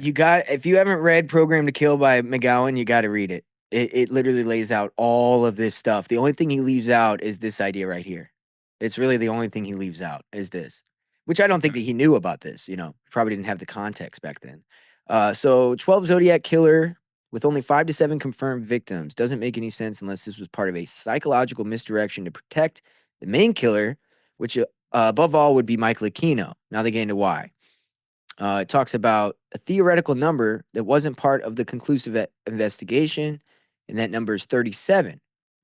Those who found in the book were never included in any investigations because the reason this person singled out Michael Aquino, unlike other people you named, Michael Aquino's sanctioned by Uncle Sam was allowed total immunity to operate his child sex trafficking business, like the Presidio case, and ritual murder parties, and with daycares, like Presidio. He supervised them while he was stationed at the Presidio military base in the 80s. So he had all the incentives in the world to operate as he pleased. And so it have to be shown this equal immunity with those you claim were also Zodiac killers. So I don't really know what they're trying to say here. So anyway, a caller Hey, claiming to be real this. quick, Go ahead. let me ask you this. What's that daycare scandal again? What's that often called? It's The, not the Franklin scandal, right? he's involved in the Franklin scandal as well. Yeah, the Okay. Presidio. Yeah, dude. Okay. Exactly. And then, dude, it all connects because Epstein bought the Iran Contra plane. And Epstein literally is involved with Trump. Yes. And Epstein's involved with Trump. Did you know that during the Franklin scandal, Roy Cohn, rather, Trump's mentor, he Yeah. had a birthday party thrown by Larry King, the guy who ran the Franklin scandal? Get Dude. out of And they're here. connected to Michael Aquino. So you've got a direct correlation with Trump's mentor. And Trump's connected to Epstein, and Epstein's connected to Iran Contra. And then the guy from Iran Contra is connected to the Franklin scandal. What? Like, dude, it's I don't even insane. know. I don't know who's the new Kevin Bacon. You know, the 7 degrees of Kevin Bacon. It's It's Michael like Aquino. is it Michael Aquino or is it Epstein or is it both? Exactly. It's both. These Yeah, guys are yeah. connected to everybody. It's It's both, insane. dude. It is. Yeah, I think Aquino almost more so than Epstein. Almost. I mean, maybe not, but like at least in America, yeah, in Yeah. America, he's more connected. So it talks about a phone call that was given where the quote Zodiac Killer says that a body will be found in a church. Apparently, this was in reference to this particular killing in San Mateo County. So they're not giving much information. Like I said, I just started kind of getting into this. But this talks about in a book, The Ultimate Evil, the son of Sam, David Berkowitz claims the satanic network links his cases, which is David McGowan talks about this in the book I told you about, in the Perry murder cases too. So there is like an elite satanic ring of like serial killers that are connected with a lot of these, serial killers that we find out about. Like, Mm-hmm. who's the guy? Terry Nichols or no, not Terry Yeah, Nichols. that's That's the OKC bomber. I'm thinking of yeah, right. who is the guy in Texas who was like a serial killer? Texas serial killer. His mom was a satanic ritual abuser of him. Was it Rodriguez? And she said, I'm going to make you my slave in the afterlife to her son. Who was this guy? He was pardoned by Bush. Oh, he's pardoned by Bush, dude. which is crazy because Bush never pardoned anybody. And that was David McGowan's thing, which Henry Lee Lucas. Well, hold on. Henry Lee Lucas killed his mother, who was a satanic ritual abuser of him. And then he was sentenced to life in prison, but was granted a full pardon by Bush. And Bush, I think, is connected to the same satanic elite of global pedophiles. What I was Henry Lee Lucas allegedly flew to, this gets crazy. He flew to the island that, oh my God, Jamestown, or where they had all the people where they were possibly running an MK Ultra, thing. And they said it was a crazy cult where they drank the Kool-Aid. Apparently, dude, he brought the poison, the cyanide there that they used to kill everybody with. Henry Lee Lucas. Dude, it's That's crazy. wild. Yeah, so something to touch on real quick. That pardon by Bush is, I think that's telling. That's creepy. Gave me a little bit of chills, man, because that, first of all, that shouldn't happen. And then you ask why? And then there's all this talk about the Bush family ranch being connected to these rings. You know what I mean? Yes. Like kids and stuff like that, right? Exactly. That's what I was touching on. It's kind of like the Finders thing. Like, they have that farm in Virginia right outside of DC, and all these wealthy DC people were involved. Yeah. And right, and it's the parking garage is involved. That's like less than a mile from Comet Ping Pong and all this. Yeah. Exactly. And then they use a guy who was the son of somebody, an actor who was the son of somebody, who like possibly worked with the Hillary Foundation over in Haiti, which we know is connected with like transport, sex trafficking. And this guy who possibly worked with the Hillary Foundation, his son goes and disproves the whole thing by shooting, one bullet into the Comet Ping Pong and going, I can't believe where there was no kids there. It's like, oh, case closed. Oh yeah, and then they apparently walled up. They put up a wall where there was like a staircase at one point. Yes. And that guy, by the way, he got out of jail and he was pulled over on a traffic stop and killed by the police not too long ago. Yeah, that's so they covered that scary. Up. Oh man, yeah, it's So Henry Lee Lucas definitely too. No, absolutely. Well, Henry Lee Lucas, what I was saying earlier, Jonestown, 1978, he claimed he supplied the cyanide for that. And so it's like what David McGowan was saying was these guys, these elites, they realize like there's people with propensity that came up in these satanic groups that they use to go do their dirty work, like serial killings, doing things like that.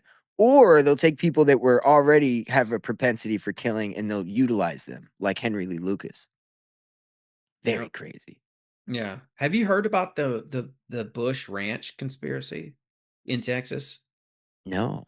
I'll have to find it. I need to look into that. Yeah, I think I'm sure there's a lot to it. Yeah. All right, so it's a possibility this guy's a Zodiac Killer. We could move on from that, but yeah, it's very possible. I'll be looking into that. If you guys can tune into my stuff sometime, and maybe we'll do a show together on it, and kind of once I figure out a little bit more, at least get a little bit more of a something more concrete than what I've found so far. Can you pull down the screen? I'm still getting your home screen. Oh, here, I got you. There we go. It's a nice home screen, isn't it? Okay, so we should have left it actually. Yeah. Right on. Yeah, so here's some notes on Mind Wars, and then we could probably wrap up. We've been going a lot on a lot of adjacent things. I think we've laid a lot of good context for what we're about to get into, the Michael Aquino Mind. Let's do it, man. So like I said, he was asked by Vallely to create this. He calls Mind War an art and science, and that it should be treated as such. He learned a lot of this stuff by Gregory S. Seese, Seese, from the JFK Special Warfare Center in Fort Bragg. So he got a lot of information on doing Mind Wars for this book from that guy. He says Mind War would never have been completed in its mysterious and intricate journey from vision to book without regular sprinklings of greenish gray pixie dust from my soulmate, Lilith, which I thought was very interesting. Lilith is a huge witchcraft occultist. Oh yeah. Maybe I will share one more time. You've heard the whole theory about like Erica Kirk and JD Vance and Michael Aquino, right? Yeah. It's hilarious. I mean, it's hilarious, but let me show you something. They really do. This gets very weird here, dude, because I'm trying to figure out. By the way, when I say it's hilarious, I'm not discounting that one. That one I'm not. Oh yeah, I know. I thought it was hilarious too in the beginning, but now I'm like, okay, this is deeper than hilarious. What is going on here? Let me see if I can find the picture here because I The can't one remember where I that saved it. the one that I do kind of I laugh at, and I don't know why, it makes me just kind of laugh. Is the one that the lead singer of the Doors, Jim Morrison, is Rush Limbaugh. Oh God, yeah, that's a good one too. That's hilarious. Jim Morrison. Yeah, he didn't go away. Here, okay, so let me Yeah, he may have faked his own death actually, but that's a whole eh, other can. so here's this. Let me show you this, okay? This is a video. I could play it for you. Play it. Yeah. Dude, there is something to this, man. I mean, it is crazy. Oh wait, let me turn this off.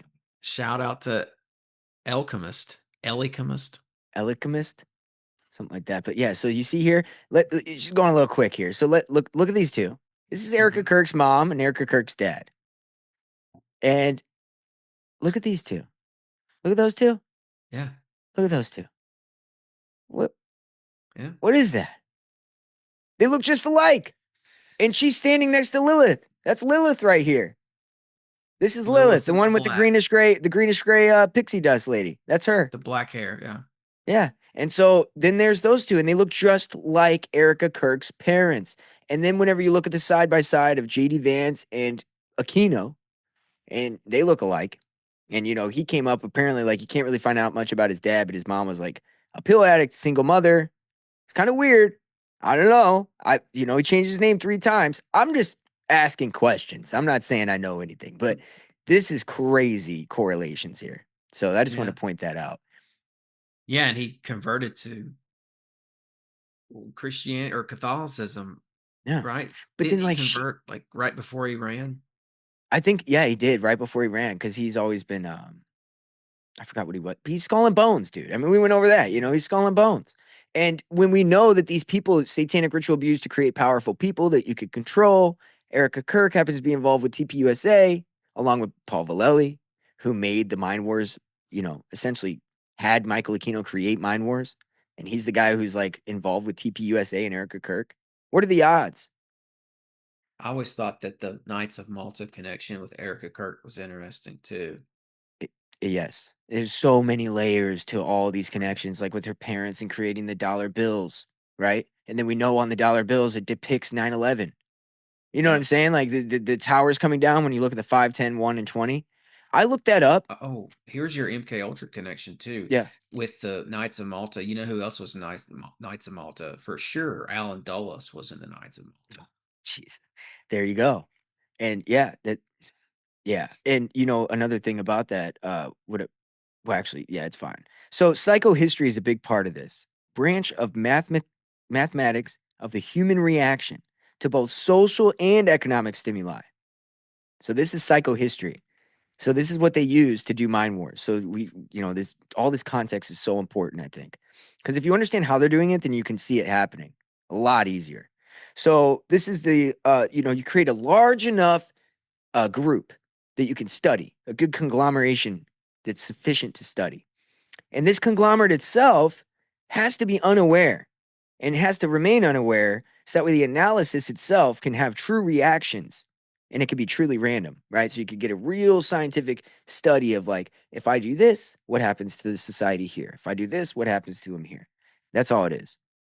So Paul Vallely, of course, had him create this, and then he brought mind war tactics out of the first you make the enemy believe that they want the policies to be carried out, but these policies are, of course, in your interest, but you're making them believe that they want it, right? So it's this problem reaction solution. You don't want to force it. You want to get them to embrace it. So like this hantavirus situation going on. One good example of this would be, we had COVID and everybody's got a lot of false confidence from COVID. We ain't going to fall for that again. Well, what if this one actually does get some people? And then now they got the problem reaction solution where people embrace a global health tyrannical organization that they wanted to create through COVID, right? Because people thought that they wanted to force it on us, You need your vaccine passport and all these things. Well, what if they didn't want to force it on you? What if they wanted to make you think they wanted to force it on you? So that way they wouldn't. But later, you would not listen and you would go along with this whole, oh, we're not going to fall for that again. And then you actually do have a lot of people die. Then you're going to embrace what they wanted in the first place. Does this make sense? This is that 4D chess aspect of how they operate, in my opinion. Mm-hmm. So, yeah, I think that that's one example of how we see that going on today. So, you can seize control of all means of government and people's processing of information that they use to make up their mind. And then you adjust it so that way their minds are made up in your favor. And that's exactly what I was saying there. So the Achilles heel of mind war is, though, that you have to deliver the goods that are judged by the audience. So if you say, like, I'm gonna do this, you kind of have to deliver it. Well, they aren't doing very well with that, and that's why our psyops people are like, I want better psyops. You know, like, what happened to the good psyops? It's like, how about none? You know, I know that you're just making a joke and being facetious, but at the same time, it's like they really are running psyops, and it's like, good or bad, you know, intricate or not, they're all. So let's get to the magnetic fields. I think that's more important. Electromagneticist that I mentioned earlier, he talks about magnetic fields through time affect the brain. And he talks about transducer of EM energy, nanotechnology in the brain, and how the body is electric. He references a book by Robert O. Becker and Gary Sheldon. And then later he talks about certain EMRs, electromagnetic radiation, can enhance or damage human tissue. And then he gets into the side effects of ELF waves on the human body, just to kind of prove this idea that we are electromagnetic beings. So he talks about how EMF effects can trigger an immune system disease. It can also change or enhance bacteria growth and antibiotics. It can decrease energy levels in the brain. So when people say, oh, that 6G is making us sick, like it literally can. Higher suicidal events and blood O2 levels. And so he says EMR in the home may reduce strength of electrical impulses governing heart contractions, which is kind of scary. And then also he talks about, well, I mentioned something about social distancing. I put a little note here because he talked about something else where I was like, oh, that's where they got the social distancing thing from. So there's a lot of things where you'll find his theories get carried out in our society today, is my point.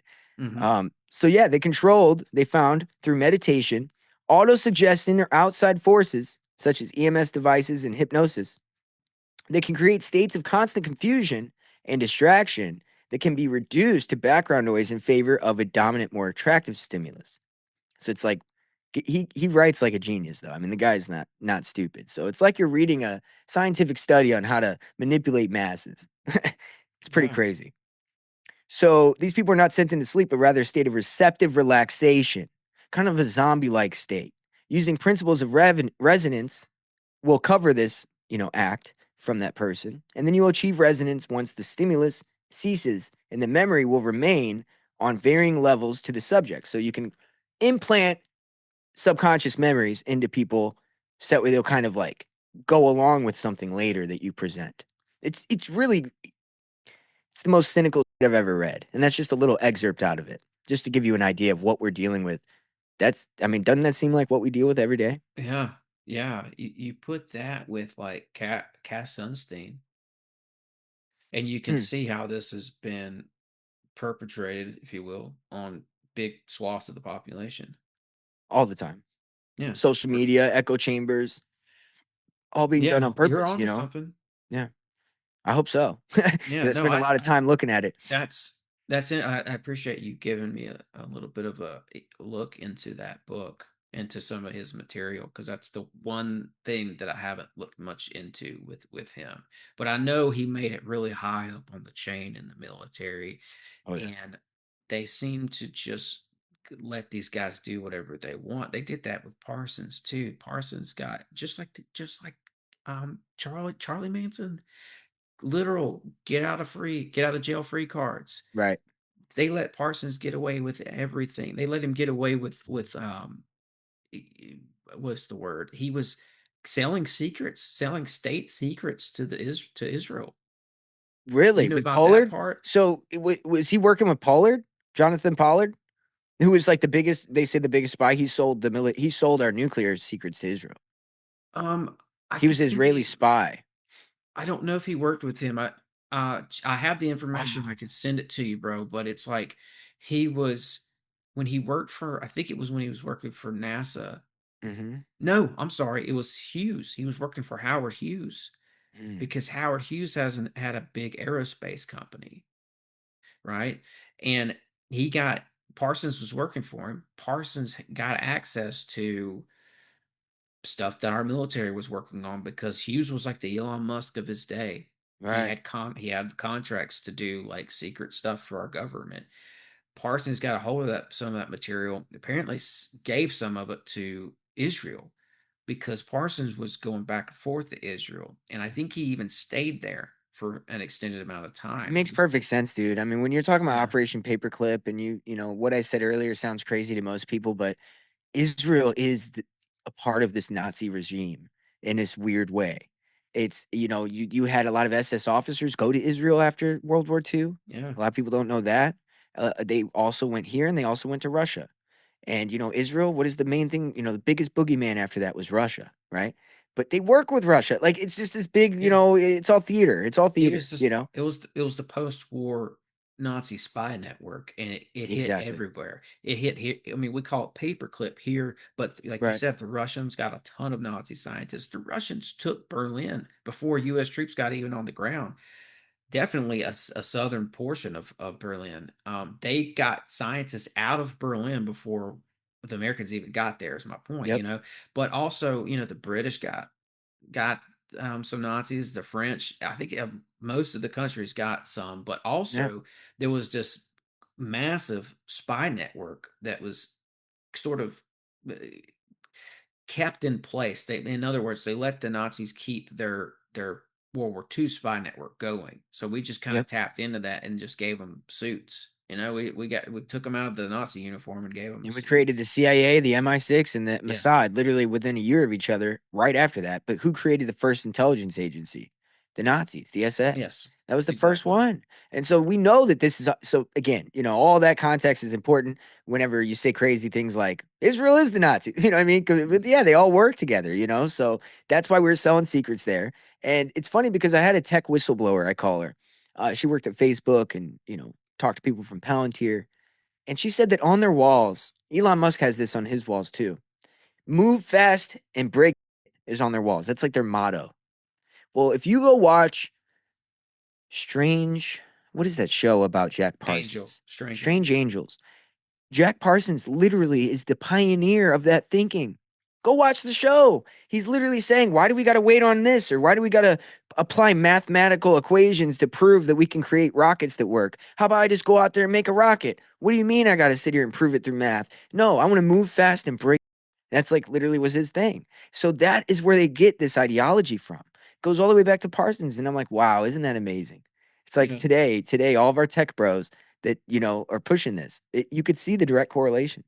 yeah, and it's the same philosophy. It parallels the philosophy behind "Do What Thou Wilt" as well. Just go, Absolutely. you go do it. Exactly. And he And was Jack that's Parsons was literally Crowley's buddy. I mean, they worked oh yeah, together, you know, for yeah, a while, for a little bit. yeah. I wanted to ask you something about Aquino, um, because I heard you say this on one of your shows. I heard you say that you, like, after doing some heavy praying, you read the Satanic Bible.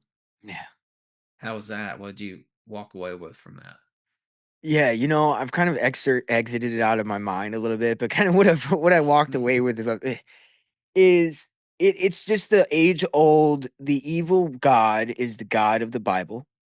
The good savior is the snake or the Luciferian spirit that comes and presents that man can become God. And, you know, it kind of proves in a weird way that what the Bible says is true, but it says it from their point of view. Does that make sense? So it's coming from the point of view of Beelzebub. It's coming from the point of view of Satan and Lucifer. It's coming from their point of view of like, this is really what we want to do. We just want to make humanity, you know, and that kind of thing.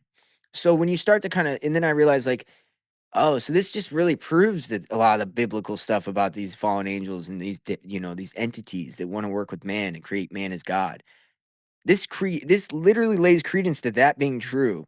So you're either going to believe in one or the other, right? Yeah, Because both of them are saying the other one's essentially, yeah, this happened, but here's my version of the story. And I don't think that, you know, so it's like, which version do you agree with? That's really what it yeah, is.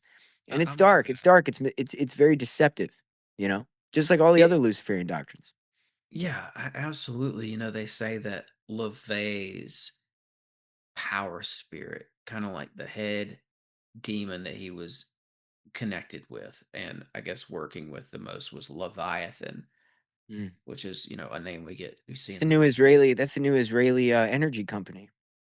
It's crazy how they refactor these Yeah, same names and so concepts. crazy, dude. But what I was gonna say too is I when I got into the material, when I was reading through the Vivelsberg working with Aquino, I started to wonder if, because I think these guys, all these big occultists, do have their power spirits. LeVay's just happened to be this demon Leviathan. But I'm started to wonder, I wonder if Aquino's is Wotan, Oh, like because Wotan. Yeah. yeah, because that's the name that kept coming up and coming through his Vivelsberg working, was him trying to reconnect with the dark Mm. arts of the Norse or the North, I should say, and it was kind of being attached with this Wotan, which is a kind of like a Marduk of the Mm. Norse, Yeah, and Wotan's just Odin, or a right? I mean, this. Saturn. Yeah, the one-eyed god. No, Odin, right? Odin, yeah. Yeah, that's very crazy. Because Yeah. I think like to go along with what you're saying about these spiritual entities, I think they're real. And I think a lot of these entities that we hear, these names that we hear a lot, I think that those are real entities. Like Hmm. those are really their names. I think there really is a Wotan Yeah. and a Marduk and a Leviathan And what and did Solomon? He literally built the temple by controlling the demons, these entities, yeah, with his ring, power of technology. He could do crazy technological things. It was essentially through witchcraft, working with these deities. But he built the whole temple, and I believe they're doing the same thing, tapping into the same entities to create a digital third temple right now. And by that I mean within the Freemasonic, you know this, there's exoteric and there's esoteric. The esoteric version of this temple everybody's looking at is the Middle East. We're going to build the third temple over there, right? The esoteric, more important, I would argue, temple is the digital temple, which is this technocratic beast system that's being made, biometric IDs. You got to plug yourself in. It's really a trackable system to surveil you, monitor your heart rate, monitor your emotions, make sure that you're actually believing what you say you believe when you tell the regime that are subservient, right? So these are things that they want to do. And I think that it ties right into what we've been talking about this whole time is this technocratic police state that I talk about, 6G agenda. That's exactly what this is. It's the building of the third digital temple, one where the man with the water pitcher pouring out the water, if water represents consciousness and consciousness is connected to your soul, and we're supposed to plug in for singularity, I think there's a weird connection there with some kind of new version of sacrificial energies that are going on with your conscious rather than some animal blood sacrifice that they're thinking is going to happen again in the exoteric version in the Middle East. Does that make sense? I'm wrapping my head around it. It does make sense. Yeah. Do you think that these data centers are going to facilitate the digital third temple?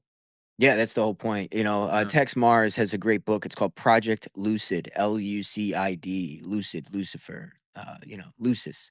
And this whole thing, he talked about this 30 years ago. They want to create a biometric ID system for the 666 beast system. And what is the Microsoft patent named? Microsoft 060606 is the patent that they use for Bitcoin. There's this patent where Bitcoin, with some sensors. So say you have a sensors on your body, right? Wearable device, Neuralink, whatever. You got Mhm. sensors in your body, and these sensors interact with Bitcoin's database. And if you meet the conditions of movement data, because these sensors are watching your movement, what did I say a minute ago? Your heart rate, your emotions, making sure that you're actually believing what you say, that's involved with this movement data. So if you meet the conditions, so if you're a subservient little slave enough, then you can get the Bitcoin. And that is the patent 666, man. That is literally how this all connects. And this guy, he was a pastor. He called out the Zionists 30 years ago before they ever started what they're doing today, way ahead of his time. And he Tech called out Mars? this, Tex Mars. And he Yeah. called out the Gestapo SS system. So he traced the Nazi regime to it. That's going to create this database that tracks everything. It's going to be the system. This is Palantir.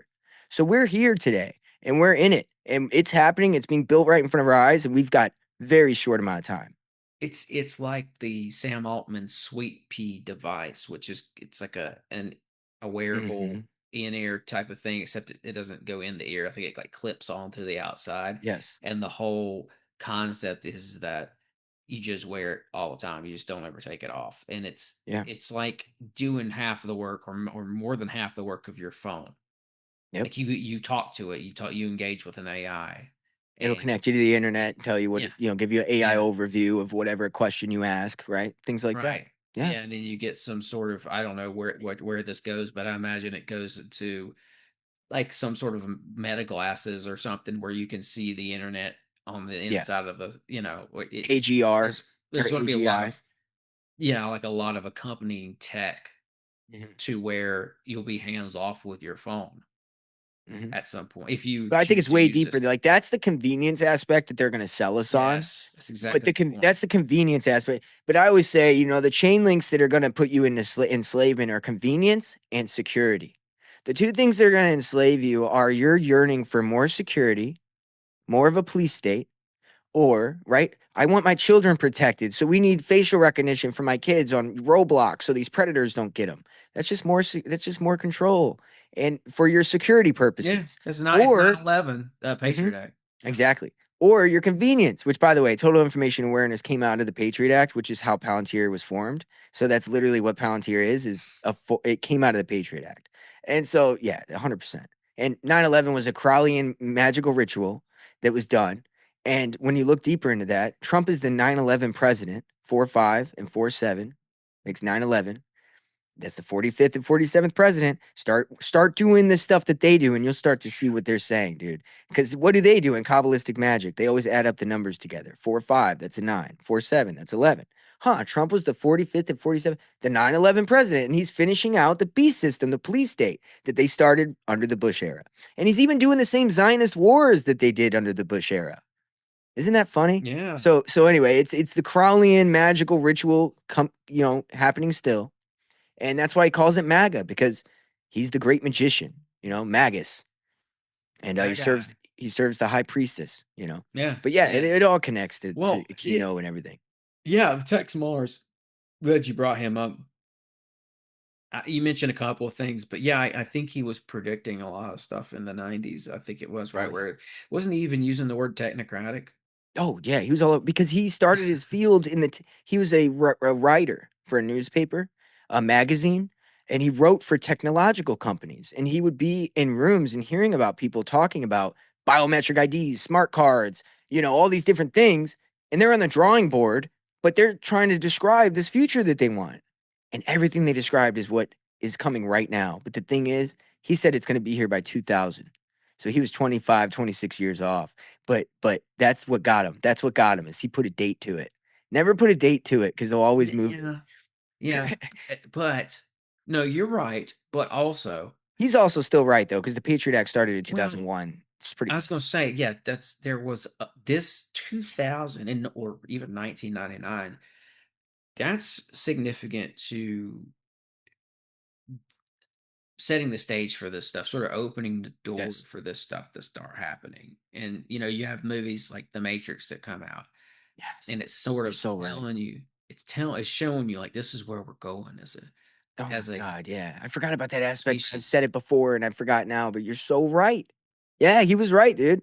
Yeah, It's just like and it's like outwardly though, the regular normie isn't going to be like, yeah, we're in that. But you're right, like it did start then, and we are in it. Yeah. it Wow. started, and then there was like a weird event, that whole what did they call that, where they thought all the computers were going to shut down. They thought Yeah, there was going to be the this blackout. Y2K, Y2K. Y2K. Mm-hmm. And you could probably do a whole entire thing on this, but I just remember thinking, wow, everybody is very passionate right now about technology. And even then, we were starting to see how interlinked we were with this technology. Like we were concerned that bank accounts were going to go away, and there was going to be a nationwide blackout, like lights would stop working for some reason. Like Yeah, yeah, they thought technology was going to implode or collapse on itself. It was weird, right? yeah, yeah. But everybody got I remember some people were all in. People were buying up food. people were preparing for this thing. Like, God, but how the genius computers is are going to that stop though? working. Think about that in hindsight though. How genius is that to be like, it's gonna all end, it's gonna all end, and then nothing happens, we move on, and then technology actually the opposite happens. Yeah. It just progresses like crazy. It becomes this like it becomes a good thing after that. Oh, those Yeah. people are crazy. Technology is going to end or it's going to take over. Shut up. And then it completely goes the other way. It's actually genius. That's how It's they operate. And that's why I think that we should be wary of things whenever we think we know. Because like again, like with the hantavirus, everybody's like, don't listen to them. It's like, well, relax. Because this might be whenever they really unleash a real one because they know you don't want to listen to them, you know? So it's like mhm. always be vigilant. Never think you understand your enemy more than you do. And never underestimate them. It's 4D chess all the time. Yeah. And if the And mainstream's pushing you one way, I tend to just question it. one other example that comes to mind, we could start wrapping this thing up, would be the Orson Welles War of the Worlds. I think it was Mm, 1933, I think. yeah. And it was like a fake alien invasion that they perpetrated with the Broadcast. use of radio. Yeah. Yeah. Yeah. It And was only in New Jersey, right? I I think it I was think only it in was, one town, one area. yeah, I don't remember how much it spread out from there, but I do think you're right. I think it was Oh, in it that. did. It spread out hysterically, but it's crazy that they did like almost like a controlled experiment. Like, right. And it's the same year, by the way, that you had the Robertson panel, which is where they said, look, Interesting. yeah, because they're like, look, or no, I'm sorry. Robertson panel actually came. Oh, my bad. Robertson panel came 20 years later. My apologies. It was in the 50s, 52, which is right whenever MK Ultra started, which is actually more intriguing because I always tie the MK Ultra and UFO stuff. Well, the Robertson panel that year said it. The problem isn't people's belief in isn't aliens being real. It's people's belief in them being real, right? The reactions to it. So we need to control that. So then you had this just campaign of ufology and aliens and this and that, kind of building this idea of like, oh, you're a kook if you believe that, right? But then as Hmm. time went on, I think the whole plan always was to go from you're a kook to no, this has been real the whole time. Like since the start, I think that's been the plan since the start is build it, Barbara Streisand effect, and then eventually just go, yeah, it's real. Yeah. Yeah. One other thing I'm gonna show you. Okay, so I just got to pull it all up. All right, so Orson Welles' radio adaptation of War of the Worlds. Okay, that aired on. I just want to get the date right first of all. It was October 30th, 1938. So it wasn't Okay. 33 for the record. It was 1938 in October, and I think that's a really interesting date because we've come full circle here, my friend, with this conversation because before this wasn't recorded, but when we were talking before the show, we were talking about October, and you were blowing my mind with that stuff about the old hag. I forget what you call her, Yeah, yeah, the crone. but the crone. So, gotta find my notes on that again real quick. It's But the it's like, occult, it's the occult trinity. and it's to do with October, like October 1st. Hmm. Let me find this stuff because you had a lot of really cool stuff, and I wish that we had recorded this. I was looking into the Vegas shooting, and I was looking at October 1st and the significance of it to the occult, and how it ties in with the autumn equinox. And according to some people in the occult, October 1st is a day for honoring Our Lady of the Elder Trees, or I think what becomes the Elder Mother, or the Heidelmore. And Mm. this is connected to Freya, old Norse stuff, old European folklore, magic practice.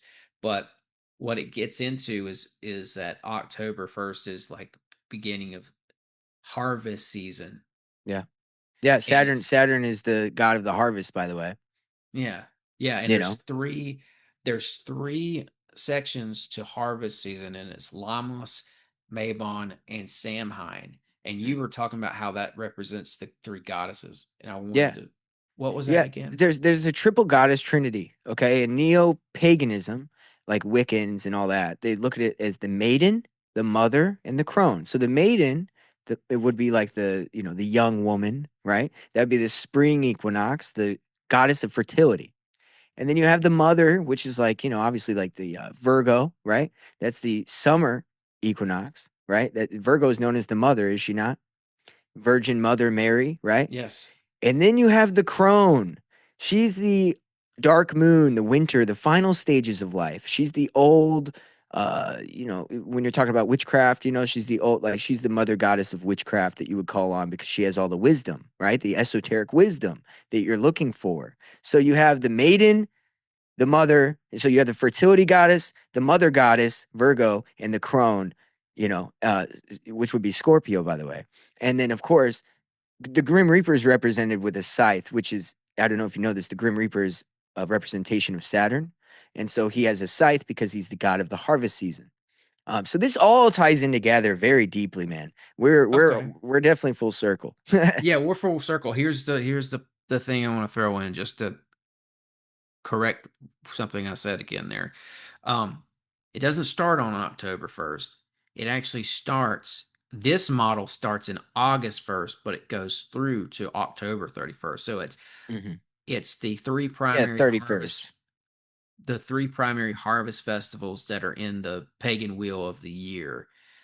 And it's Lammas is August 1st, Mabon is September 20th through 23rd, and then Samhain is October 31st. So that's where you Oh, get your War of the Worlds was done kind of associated with Samhain.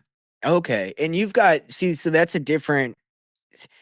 like a different thing slightly, but not Yeah. really. But like when you're talking about equinoxes, right? You got the spring, summer, and fall equinox, which would be, represented by the different stages of the sun itself and the moon itself during those aspects of our timeline per every year. And so, like, just like um, they kind of do the same thing in paganism with the sun, where they'd be like, oh, the morning sun is like Jesus in his, when he's born, he's the baby Jesus. And then the afternoon sun is like, that's Jesus whenever he's like going around teaching and doing all this stuff. And then you have the Jesus crucified, which would be sunset, right? When he dies, he's crucified. And so they always personify this aspect, the Trinity aspect, and relate it to the pagan processions of the sun and vernal equinoxes. It's Yeah. very interesting. It says Samhain or Hain. I might not be pronouncing that right, but it says it's the third and final harvest, and it's often considered to be the witch's new year. It marks the beginning of the dark half of the year, and it has themes with ancestry, death, rebirth, and the thinning of the veil between worlds. And of course, Beginning of the it's veil. October 31st. It's Halloween. Exactly. So, That's the witch's new year. yeah. Wild, man. Wild. Oh, This was absolutely. this was fun. This Oh, was I really loved it, fun. man. We Me covered a too. lot, dude. I mean, Yeah. holy, I mean, we really think about it. We laid it down just as far as, going from the ties of the theosophical to the Nazis to the modern warfare of mind wars. I mean, it all connects with ufology. It is one big story. It's the biggest story ever, never told, really. Yes, it is. And we didn't even touch on, well, we touched on it rather. We didn't go full blown into Palantir and Peter Thiel like we could have. Oh, yeah, that's another I don't show. even, yeah, it is. Just That's what because I'm there's so saying. much information with it. Yeah. Yeah. There's just, Definitely All Seeing Eye Mordor. I just did a show called that because it was all about Palantir, just to recap Palantir. I've done 2 or 3 shows just strictly on Palantir. So yeah, we go into that a lot. This technocratic police state all ties into this mystery Babylon cult of bringing in this new age. So it has to all be talked about equivocally. So yeah. Yeah. Awesome, man. You can finish it up with any final thoughts if you want. But this oh was man, great. I I had a appreciate you great coming time. on. Absolute great time. I'll come back anytime you want. You come back on anytime, and thank you. And yeah, for the listeners, you guys can find me at Yes. wherever you get your podcasts. 6G Agenda. We keep it easy.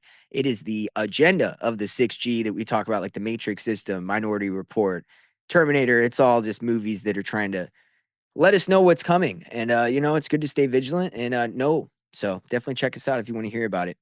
And thanks, Tim. Yeah. Thanks, bud. I appreciate you coming on. Everybody listening, check the links below. I'll have his stuff linked down there. You can go check it out. I've listened to the last 3 or 4 episodes he did recently, and they're all really, really good. So definitely go check that out. And we'll end it with that. It's been another great conversation, another wild ride. As always, break the mold, conquer the realm, and thanks for listening.